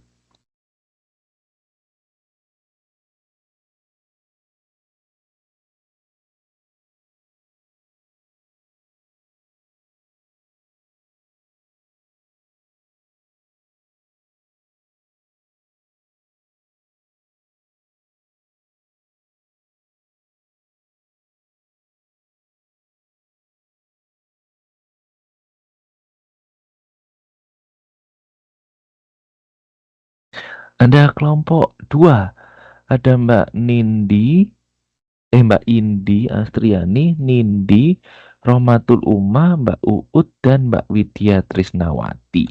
Oke. Cuma 15 slide, jadi keburu lah. Oke. Apakah anggota dari kelompok 2 sudah siap? Ada Mbak Indi, Mbak Nindi, Mbak Rohmatul Umah, Mbak Uut, dan Mbak Widya? Sudah, Pak. Sudah. Slide-nya bisa. apakah kenapa? Slide-nya kelihatan kah? Kelihatan. Bentar ya, saya Suaranya terdengar jelas atau tidak, Pak? Maaf. jelas. Oh, baik, terima kasih, Pak. Oke, kalau sudah siap, mungkin bisa dimulai dari Mbak Nindi. Boleh, Pak. Cek. Mm-mm. Assalamualaikum warahmatullahi wabarakatuh. Waalaikumsalam. Selamat siang, Pak Adit. Selamat siang, teman-teman semua. Hari Iya. ini kelompok 2 ingin menyampaikan materi mengenai modul 4, yaitu marketing mix jasa perluasan 3PS. Oke. Anggota kelompok 2, belum anggotanya, Oh, Pak. iya benar. Belum kenalan. Iya. Anggota kelompok 2 yaitu Indi Astriani, Nindi Ningtyas, Rohmatul Uma, Uut Krisyanti, dan Widya Trisnawati. Ini mereka kalian udah pernah saling ketemu tatap muka belum? Ada beberapa yang sudah ketemu, tapi ada juga yang belum. Iya, Pak. Ada belum karena jauh ya. Tapi Iya. kalau pernah misalnya diskusi online, ini pernah? Diskusi online lewat grup mungkin, Pak. Lewat grup. Oh, nggak Iya. pernah kayak Google Meeting gitu, nggak pernah ya? Telepon grup biasanya ada beberapa yang telepon grup Telepon lewat grup. grup, ada diskusi atau Oh, gitu. Oke, benar. Silakan. Kita masuk ke materi marketing mix jasa perluasan atau 3PS. Selain komponen marketing mix tradisional 4PS, ada tambahan 3 komponen bauran pemasaran jasa atau 3PS. 3 komponen ini seringkali mencerminkan service offering atau penawaran jasa dari penyedia jasa dan sangat berperan penting memberikan bukti nyata karena sifatnya jasa yang intangible atau tidak nyata. Komponen 3PS ini yaitu yang pertama people. People di mana people ini meliputi karyawan dan pelanggan. Yang kedua adalah proses, yaitu meliputi aliran operasional aktivitas-aktivitas jasa, teknologi, fleksibilitas, dan urutan proses. Dan yang terakhir adalah physical evidence atau bukti fisik yang meliputi service space, garansi, teknologi, komunikasi, dan website. Kemudian ada penyedia jasa dan pemasar jasa sendiri mempunyai tugas yaitu mengelola komponen 3PS agar dapat meningkatkan customer value sehingga sustainability bisnis dapat dipertahankan. Oke, next ya. Bentar. Ya, Pak. Kita lanjut ke kegiatan belajar 1, peran karyawan pada jasa.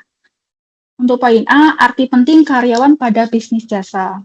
Persaingan bisnis jasa yang semakin tinggi menuntut perusahaan untuk selalu dapat memberikan pelayanan yang memberikan delay effect kepada pelanggan sebagai keunggulan daya saing.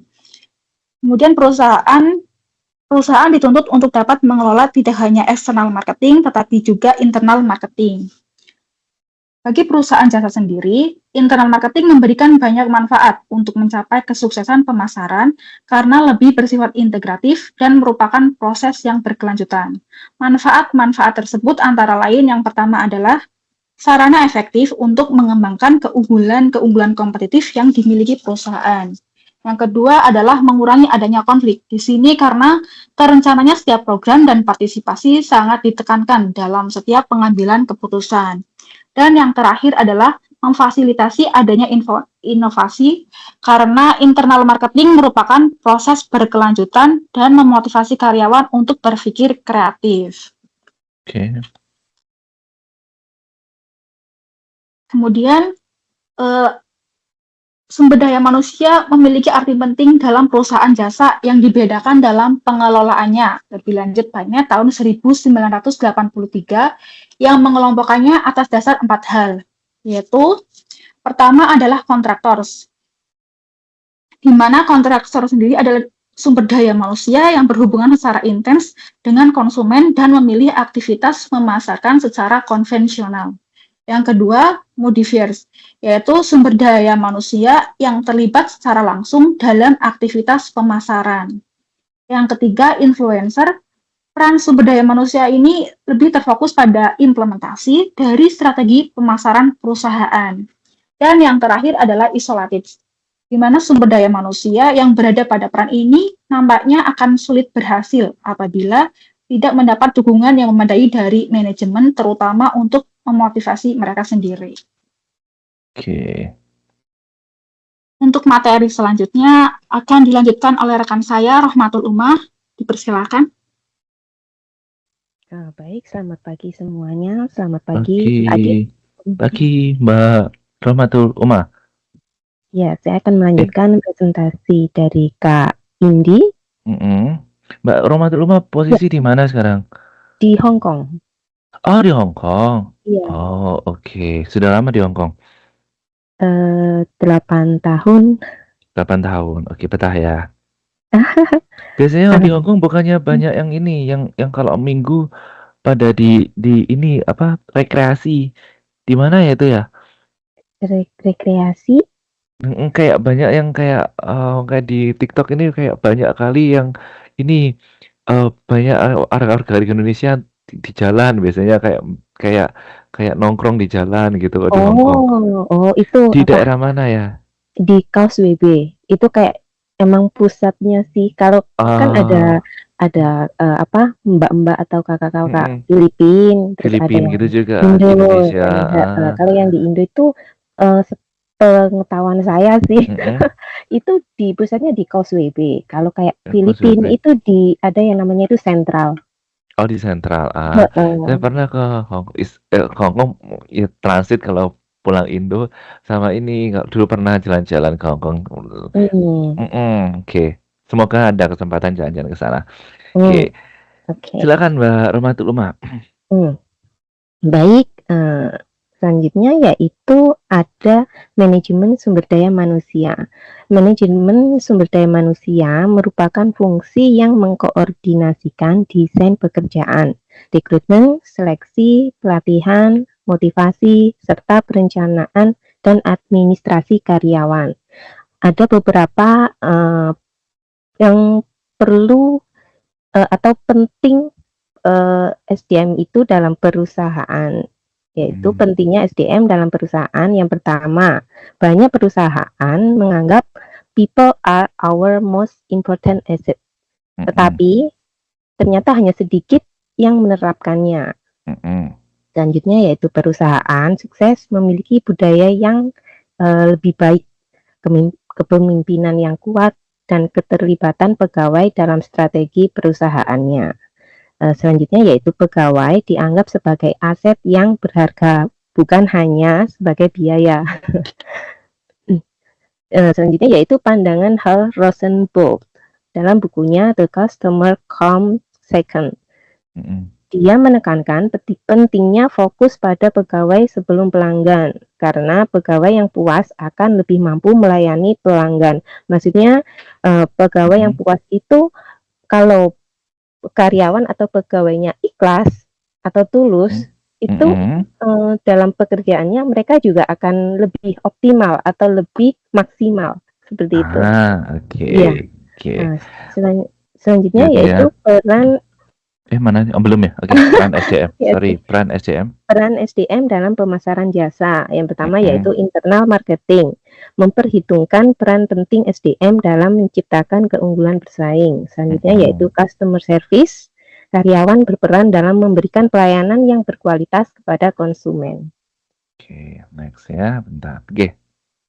Selanjutnya yaitu ada komitmen terhadap SDM. Yang pertama, manajemen harus memiliki komitmen yang tinggi terhadap perencanaan, pengembangan, pelaksanaan, dan pengawasan SDM. Yang kedua yaitu internal marketing.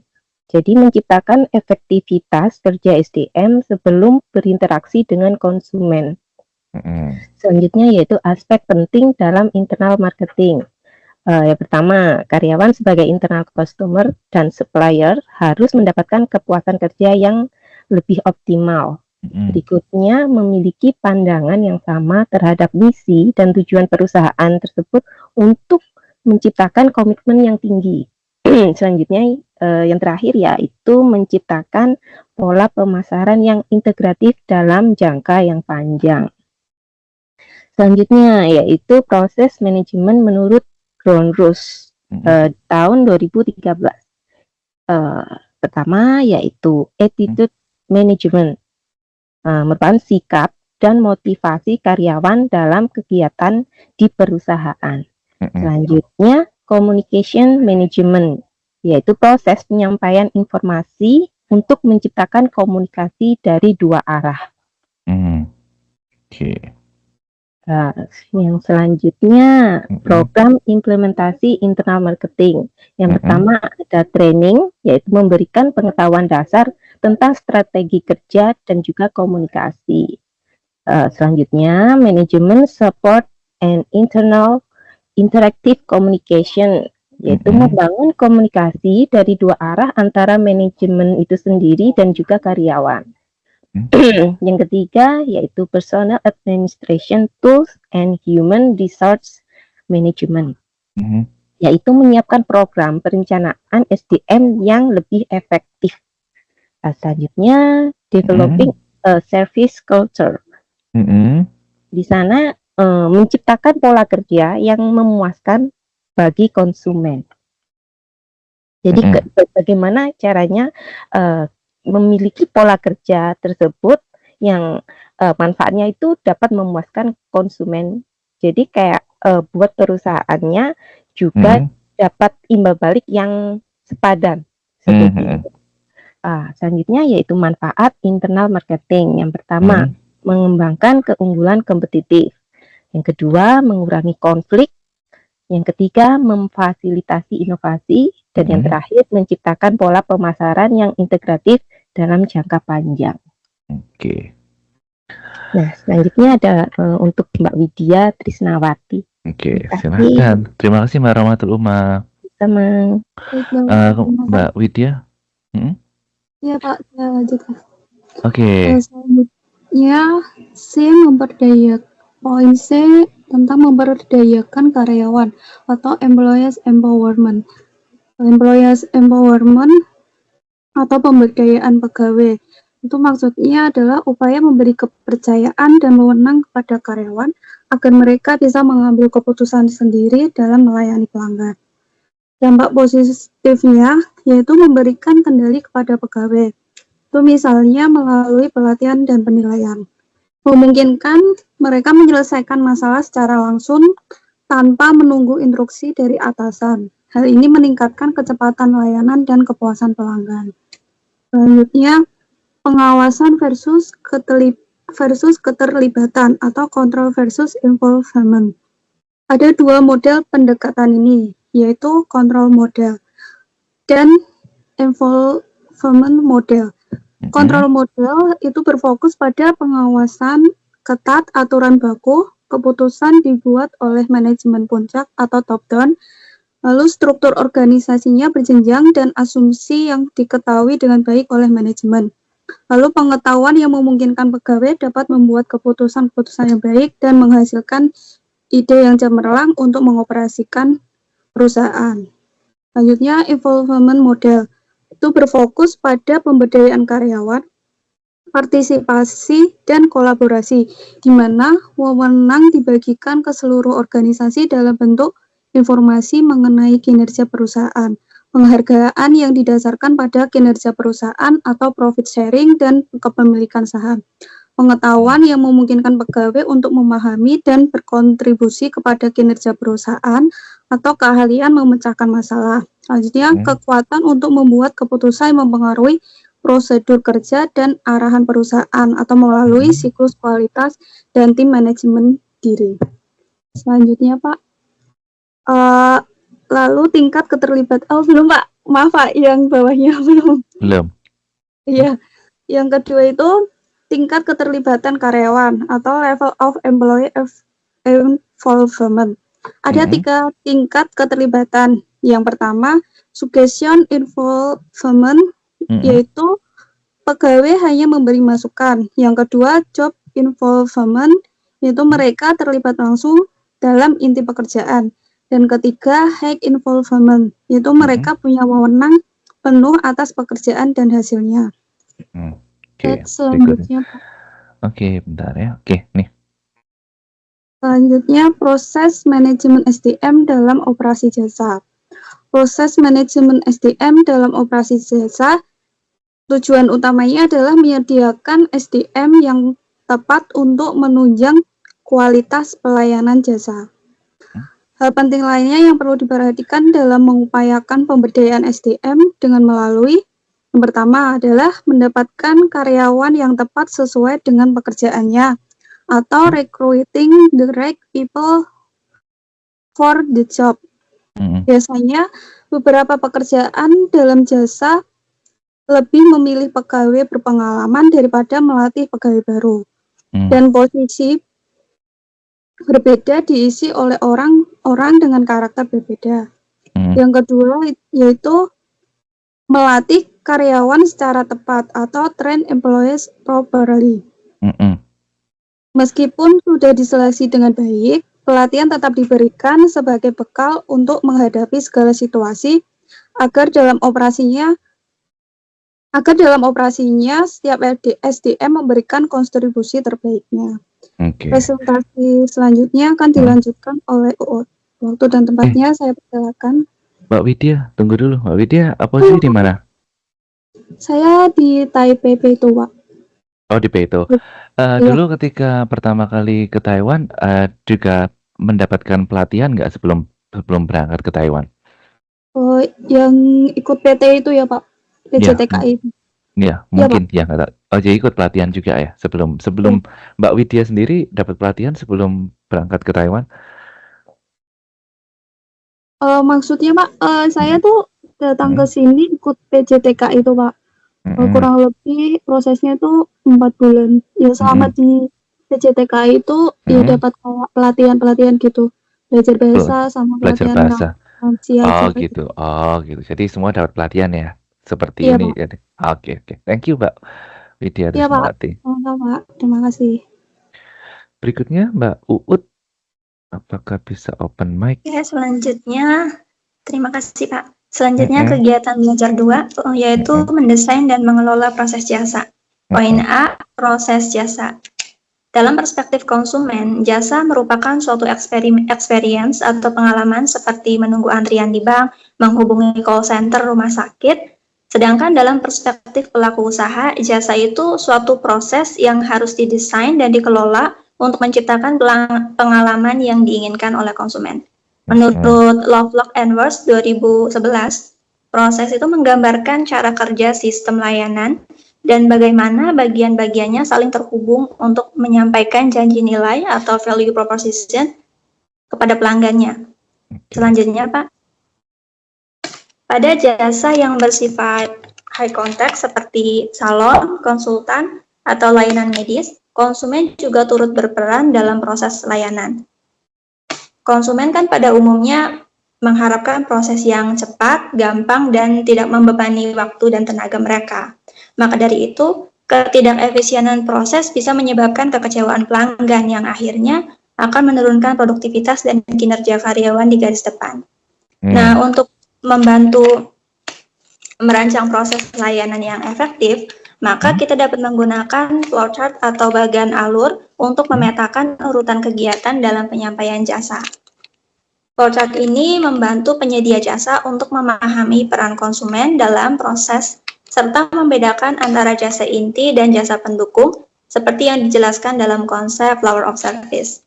Contohnya pada restoran, jasa yang intinya itu kan makanan dan minuman, sedangkan jasa pendukungnya kayak layanan seperti reservasi, parkir, dan pembayaran. Iya. Terus ada bagian alur dari proses penarikan uang di ATM itu, Pak. Oke. Kan Thank you. keterlibatan konsumennya sangat tinggi. Betul sekali. Oke, terima kasih Mbak Uut. Berikutnya Mbak. Record audio dari Kak Oh, Indi. record Andre. Oke, bentar. Coba dicek. Saya bisa dengar nggak ya?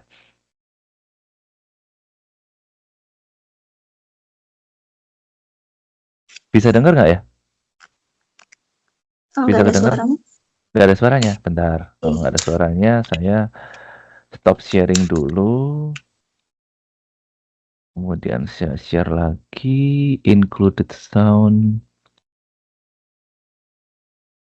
Bentar ya. Windows PowerPoint. Oke. Sebentar.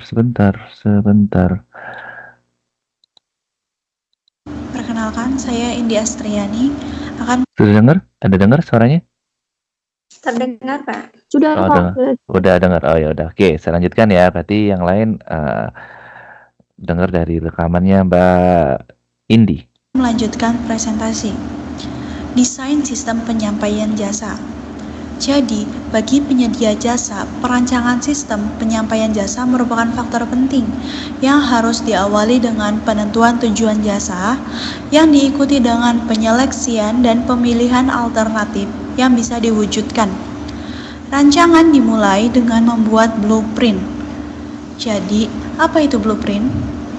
Blueprint adalah gambar atau peta yang secara tepat menjelaskan sistem jasa, sehingga setiap orang yang terlibat dalam penyediaan jasa dapat memahami dan melaksanakannya, seperti manfaat blueprint di berbagai kalangan. Blueprint membantu seluruh pihak internal penyedia jasa untuk dapat memahami, melaksanakan, dan mengevaluasi suatu sistem jasa. Blueprint juga membantu untuk memahami peran konsumen pada penyampaian jasa dan untuk mengidentifikasi sejauh mana kontak antara mereka dengan penyedia jasa. Blueprint juga menjelaskan peran yang diberikan konsumen dalam proses jasa, apakah bersifat pasif atau aktif, dan menciptakan untuk mengembangkan jasa.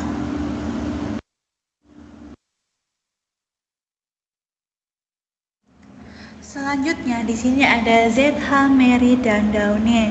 Pada 2013, ia menjelaskan beberapa komponen dari cetak biru jasa yang meliputi customer action, on-stage contact employee action, backstage contact employee action, dan support process invisible process. Yang dimana keempat wilayah tersebut dipisahkan oleh 3 buah garis, yaitu seperti line interaction, line visibility, dan line of internal interaction. Sebelum menjelaskan kasus blueprint jasa hotel, hal yang perlu kalian ketahui adalah saat ingin membuat blueprint service, ada beberapa step dari step 1, step 2, sampai step 6. Step 1 di sini adalah identifikasi proses yang akan dibuat blueprintnya. Yang kedua, identifikasi konsumen atau segmen konsumen. Yang ketiga, memetakan proses. Memetakan prosesnya dari mana? Dari sudut pandang konsumen. Yang keempat, memetakan kontak. Petakan kontak, tindakan karyawan, dan pengguna teknologinya. Step 5, hubungan antara aktivitas. Menghubungkan aktivitas yang diperlukan untuk mendukung fungsi. Step ke-6, menambahkan fasilitas pelayanan. Fasilitas setiap langkah kegiatan konsumen itu ditambahkan. Nah, sesudah kita mengetahui cara membuat blueprint service, di sini ada contoh kasus contoh pada blueprint atau kasus contoh blueprint jasa hotel. Yang dimana saya akan menjelaskan secara singkat. Di sini ada physical evidence atau bukti fisiknya. Ini adalah bukti fisik kejadian di tempat.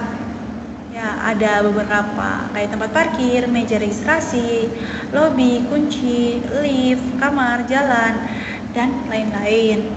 Nah, di sini ada customer action. Apa sih customer action? Customer action itu memperlihatkan urutan-urutan yang akan dihadapi oleh konsumen dalam proses membeli, menikmati, mengevaluasi suatu layanan. Di sini juga ada konsumen. Nah, setelah tiba di hotel, ia akan check-in, lalu menuju kamar, lalu tidur, mandi, makan, dan check-out. Nah, di sini ada line interaction.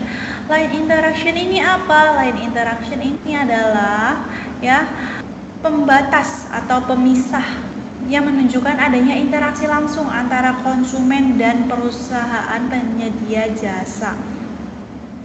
Di sini line interaction ini memisahkan antara customer action dan on-stake contact employee action. Nah, lalu di sini ada on-stake dan back-stake, yang ini yaitu pelayanan yang ditengahi oleh line visibility atau di garis tengah, dipisahkan oleh line visibility.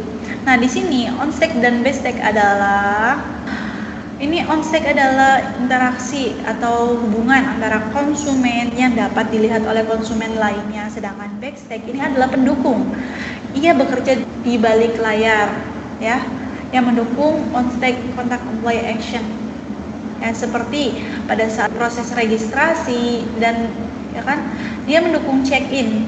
Nah, pada saat pesanan makanan, ia mendukung juga nih, mendukung untuk menghantarkan pesanan. Support proses ini adalah proses pendukung, ya, di mana di sini ada sistem registrasinya. Nah, sedangkan pada saat pesan makanan, ia akan menyiapkan makanannya, ia akan memasak, ya bagian kitchen lah, ia akan memasak, ya sesuai menu. Ya, segitu dulu.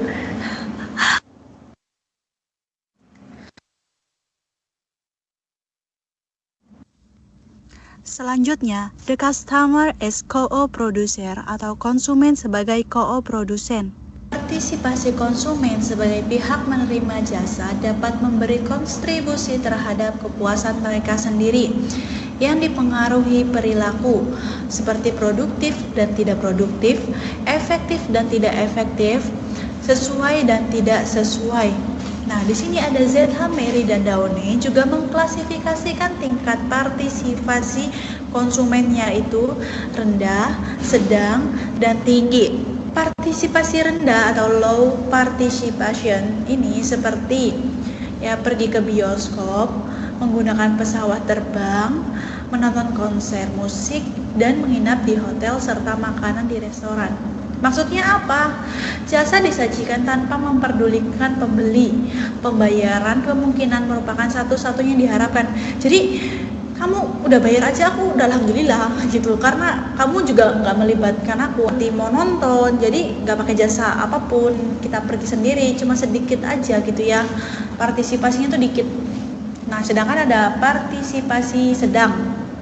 Ya, ini input konsumen berupa informasi usaha personal atau kepemilikan barang yang diperlukan untuk hasil yang sesuai atau yang diharapkan, seperti contohnya usaha salon kecantikan dan pemeriksaan kesehatan, ya seperti kayak layanan dokter kali ya, kita pergi karena sakit, nanti dilayani sama dokternya gitu kan. Nah, sedangkan ada partisipasi tinggi yaitu high participation, ya, di mana konsumen bekerja secara aktif dengan penyedia jasa untuk memproduksi bersama-sama, seperti jasa tidak dapat diciptakan tanpa partisipasi aktif konsumen. Contohnya seperti bimbingan konseling, perkawinan, bimbingan belajar, program penurunan berat badan, ya harus ada 2 orang nih, ya harus ada 2 orang yang mau dan yang mengajari, ya seperti kayak yang mau dan yang melayani, ya di sini aja ya.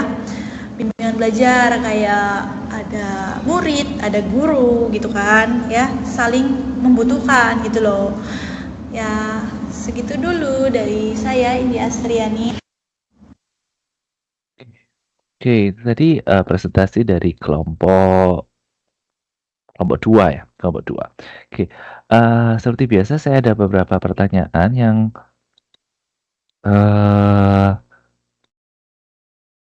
ingin saya tanyakan untuk kelompok 2.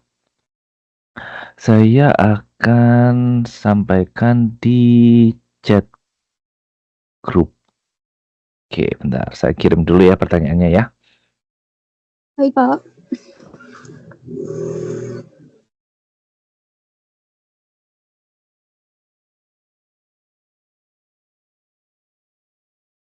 Pertanyaan untuk kelompok 2. Mohon dibalas di grup dan sebelum pertemuan minggu depan. Baik, Pak, mohon maaf. Ini presentasinya ditutup dulu atau gimana? Oh iya, lupa belum ditutup. Belum ditutup. Silakan ditutup. Saya Iya, udah Pak. matiin ininya. Nggak apa-apa, Pak. Nah. Demikianlah materi yang kelompok 2 dapat sampaikan. Atas kekurangan dan kesalahan dalam penyampaiannya, kami ucapkan mohon maaf dan terima kasih. Wassalamualaikum warahmatullahi wabarakatuh. Saya kembalikan ke Pak Adita. Terima kasih. Ya, sama-sama. Oke, saya baru kirim pertanyaannya ya ke grup. Silakan dijawab. Ada 9 pertanyaan yang saya tanyakan. Oke. Ada 15 menit sebelum jam 11. Oke, saya lanjutkan dulu materi. Tadi kita sampai di inovasi jasa ya. Inovasi jasa itu adalah salah satu cara oleh perusahaan agar berbeda, stand out dari pesaing. Nah, inovasi jasa ini sangat penting untuk perkembangan dan implementasi ide-ide baru untuk meningkatkan keunikan dan keunggulan produk dan jasa. Contohnya itu tadi saya beri contoh perusahaan Samsung atau perusahaan Honda, atau mungkin ada yang pakai MacBook Air atau ini produknya Apple, bukannya iPhone ya, yang laptop MacBook. Itu saya dulu pernah pakai MacBook Air dulu, saya sekarang nggak pakai lagi. Itu MacBook Air itu sangat tipis, jadi laptop itu sangat tipis. Ketika pada zaman itu belum banyak laptop keluar yang sangat tipis, Apple dengan produknya MacBook Air ini dia memberikan gebrakan dengan mengeluarkan laptop yang sangat tipis. Nah, bentuknya itu sangat bagus ya. Nah, 15 menit kita diskusi dulu yuk sebagai ini. Jadi, karena inovasi jasa ini adalah salah satu cara untuk mengimplementasikan ide-ide baru. Nah, mungkin teman-teman bisa memberikan contoh perusahaan lain yang melakukan inovasi jasa. Kira-kira apa perusahaan yang lain yang dia melakukan sesuatu yang berbeda dari perusahaan lainnya gitu. Kira-kira apa? Ada yang bisa memberi contoh nggak? Ada yang bisa memberi contoh nggak? Jadi perusahaan lain yang bisa dia melakukan inovasi jasa, dia lain. Misalnya tadi itu bisa lewat chat. Misalnya jasanya berbeda kayak tadi indeks tadi yang dikatakan Pak Kusno Khotimah, dia mau menjemput, dia mau mengantarkan kardus untuk mengirim barang dari Taiwan ke Indo, kemudian sampai mengantarkan kardus, kemudian menjemput kardusnya yang sudah terisi barang di depan rumah, di depan rumah, sampai kemudian dikirimkan ke Indonesia. Itu mungkin adalah satu hal yang inovasi yang tidak dilakukan oleh pengiriman jasa lain. Mungkin yang lain ada yang bisa memberi contoh? Mungkin ada lain yang bisa memberi contoh bisnis-bisnis lain yang dia berinovasi. Mungkin ada yang bisa memberi contoh? Ya, ada yang ingin Mbak Nani, silakan Mbak Nani. Iya Pak, kalau itu contohnya yaitu itu Pak, jasa pembuatan dodol itu Pak sekarang kalau di desa. Pembuatan dodol. Iya. Gimana Nah, itu Mbak Nani? Itu gini Pak, sistemnya itu bahan-bahannya itu diambil dari konsumen, setelah itu dibawa pulang, dibuat dodol, setelah itu diantar balik gitu Pak. Oh gitu. Jadi dia konsumen. Jadi yang menyediakan menyediakan bahan itu konsumennya. Iya. Misalnya nih saya bahan pembuatan dodol itu apa aja sih bahannya? Seperti ketan, terus kelapa, gitu, gula aren gitu Pak. Ya. Jadi kalau saya punya ketan, kelapa, gula aren, kemudian saya bisa menghubungi pembuat gula ini tadi, pembuat dodol, kemudian si pembuatnya itu jemput bahan-bahan yang saya punya di rumah saya, kemudian saya dibantu dibuatkan dodolnya gitu. Iya. Oh, kemudian harganya jadi lebih murah dong daripada beli yang kan saya nyediain bahan dari saya sendiri, jadi harganya lebih murah gitu. Iya Pak, harganya lebih murah gitu dan kualitasnya juga lebih bagus Pak. Karena kita bahannya dari kita sendiri gitu. Iya. Oke. Terus kemudian dia bisa percayanya misalnya saya punya bahan 1 kilo gula aren, gula merah gitu ya. Memastikan bahwa ini benar-benar saya memanfaatkan, misalnya saya punya telur misalnya 1 kilo gitu ya. Jangan-jangan nanti pembuatnya pakainya cuman 3/4-nya gitu. Itu gimana memastikannya? Enggak Pak, Walau itu alam. semuanya sudah sesuai Pak, sesuai takaran gitu. Kalau kita ada katakanlah contoh misal kita ada telur 10, ya telur 10 itu Pak dipakai semuanya. Oh gitu, sudah pasti ya. Jadi sudah pasti ada Iya. jaminan ya. Iya. Oke deh. Good. Oke, terima kasih Mbak Nani. Oh, itu di daerah mana Mbak Nani? Itu di daerah Tulungagung Pak, tempat saya. Mbak Nani dulu tinggalnya daerah Tulungagung ya? Iya, saya orang Tulungagung Pak. Tulungagung kota atau Tulungagung Desa mana? Pak, rumah saya dekat dengan pantai. Oh, di mana? Popo. Apa sih? Pantainya Popo apa? iya Pak, dekat Popo. Oh, Popo. Oh ya. Oh, ibu saya itu keluarganya apa namanya kakek. Keluarga ininya neneknya dan ini keluarga saya, ibu saya itu dari Tulungagung campur darat. Nggak tahu, pernah dengar nggak ya? Celuwo Dekat Pak, campur. itu dengan rumah Dekat. saya. Oke. Ya di situ. Ini masih ada beberapa saudara yang di situ. Sudah lama nggak ke Tulungagung. Oke, thank you Mbak Nani. Mungkin yang lain yang mau menyampaikan pendapat boleh. Kira-kira perusahaan apa yang dia ini melakukan ide jasanya berbeda. Misalnya kayak rokok itu kan kalau dulu zaman saya kecil, nggak tahu teman-teman pernah ini nggak ya, rokok itu dulu zaman saya kecil itu diiklankan malam jam 11 malam, terus iklannya itu kayak nggak menampilkan orang rokok gitu. Jadi iklannya tuh kayak menampilkan kayak situasi pemandangan, tapi dia iklannya iklan rokok gitu ya zaman saya. Kemudian jasa yang ditawarkan itu misalnya kalau misalnya teman-teman di Indonesia ke konser atau kayak misalnya ada pasar gitu ya, ada CFD gitu, biasanya ada kakak-kakak atau mbak-mbak yang bermake up, yang berpakaian ini seksi gitu ya, dia menawarkan rokok gitu. Nggak tahu sekarang masih seperti itu nggak. Jadi dia menawarkan rokok gitu, dan biasanya di konser-konser, misalnya kayak di konser-konser yang dihadiri banyak cowok-cowok gitu, dia menawarkan SPG rokok ya istilahnya ya. Nah ini kan membeda. Jadi dia sekarang nggak tahu sekarang apakah ada inovasi lain nggak. Dulu seperti itu. Masih ya? Masih ya dulu. Oh gitu. Oke. Inovasinya sekarang itu bawa kendaraan sendiri, terus bawa artisnya gitu sekarang itu. Terus ada gitu. yang di bagian rokok ya. Oh gitu. Jadi dia sekarang sekaligus bikin acaranya ya. Jadi sekaligus bikin acaranya. Oke. Thank you Mbak Nani udah memberikan informasi. Oke. Jadi itu berikutnya masih ada 5 menit, saya lanjutkan dulu sebentar ya. Nah, ada beberapa dimensi yang penting harus dipahami oleh penyedia jasa dalam melakukan inovasi. Yang pertama adalah service offering, yaitu ide baru yang ditawarkan penyedia jasa hendaknya lebih diarahkan sebagai solusi permasalahan konsumen.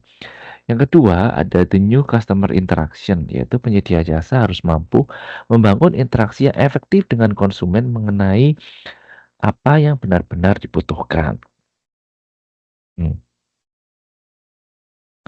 Yang ketiga, dimensi berikutnya ada the new value system, yaitu keterlibatan konsumen dalam menciptakan jasa baru. Co-creation dapat memberikan manfaat bagi konsumen sendiri dan perusahaan. Co-creation ini adalah konsumen ikut membantu perusahaan dalam melaksanakan jasanya. Seperti yang 2 minggu lalu saya jelaskan bahwa misalnya teman saya ke salon, kemudian treatment, kemudian kalau atau misalnya berkenan memberikan review atau membuat story di Instagram, kemudian dengan men-tag akun dari salon tersebut, dia akan mendapatkan diskon. Nah, ini termasuk dengan co-creation ya. Jadi konsumen ikut berpartisipasi dalam bisnis disebut dengan co-creation. Nah, yang keempat tadi ada the new delivery system, yaitu potensi sumber daya yang ada di dalam perusahaan seperti sumber daya manusia, budaya, dan organisasi yang harus dimanfaatkan secara total agar dapat mendukung inovasi jasa. Kemudian ada dimensi yang berikutnya adalah information, communication, dan technological atau ICT. Yaitu perkembangan ICT ini harus benar-benar dimanfaatkan karena zaman sekarang zaman eranya teknologi ya, AI, ChatGPT. Jadi ya pergunakanlah teknologi-teknologi untuk menjalankan bisnis. Sekarang teman-teman tahu ya, sekarang banyak chatbox, chat AI yang kita bisa chat tapi yang bales ini adalah komputer ya. Nah, teknologi ini harus benar-benar dimanfaatkan oleh penyedia jasa untuk mengembangkan inovasi jasa yang ditunjukkan untuk memberikan kemudahan, kenyamanan, ketepatan, dan kecepatan.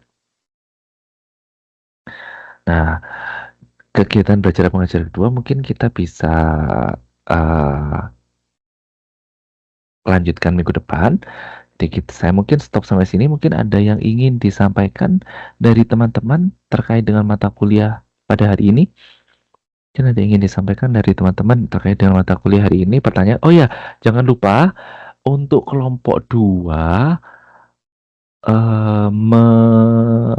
mengupload PPT PowerPoint-nya ke si layar ya. Segera, jadi semua anggota mohon diingatkan anggota yang lain wajib untuk mengirimkan mengupload PPT-nya ke si layar. Kemudian jangan lupa PR-nya dikerjakan. Kita ada di pertemuan ketiga, jangan lupa tugas 1 dikerjakan, deadline-nya minggu depan ya. Jadi diingat-ingat sendiri untuk PR-nya segera dikerjakan. Kalau ada waktu segera kerjakan juga PR tugas 2-nya, jadi nggak punya tanggungan ya. Jadi itu saya mengingatkan tugasnya, tugas 1, tugas 2, dan tugas 3 bagi yang sudah presentasi, segeralah upload PPT-nya ya. Kalau nggak upload nggak saya nilai ya. Jadi jangan nanti merengek-rengek minta ke saya, oh Pak, ini saya udah presentasi ya. Kalau nggak upload nggak akan saya nilai. Jadi pastikan mengupload PPT dari tugas presentasinya. Oke. Mungkin itu yang bisa saya sampaikan pada hari ini. Ada yang ingin ditanyakan? Oh, Mas Asep, contoh inovasi jasa Halodoc Pak, jasa khusus dokter melalui media online dan real time. Itu betul sih, saya terbantu banget dengan Halodoc ketika pulang di Indonesia ini. Oke. Terima kasih Mas Asep Dian. Oke. Ada yang ingin ditanyakan? Kalau tidak ada mungkin saya akhiri perkuliahan pada siang hari ini. Terima kasih atas partisipasi dari teman-teman semua. Terima kasih presentasi dari kelompok 2 yang sangat bagus dan lengkap. Sampai jumpa minggu depan dan tetap semangat untuk kelas berikutnya ya. Oke, terima kasih semuanya. Bisa off. Terima kasih semuanya. Sampai jumpa minggu depan. Bye-bye.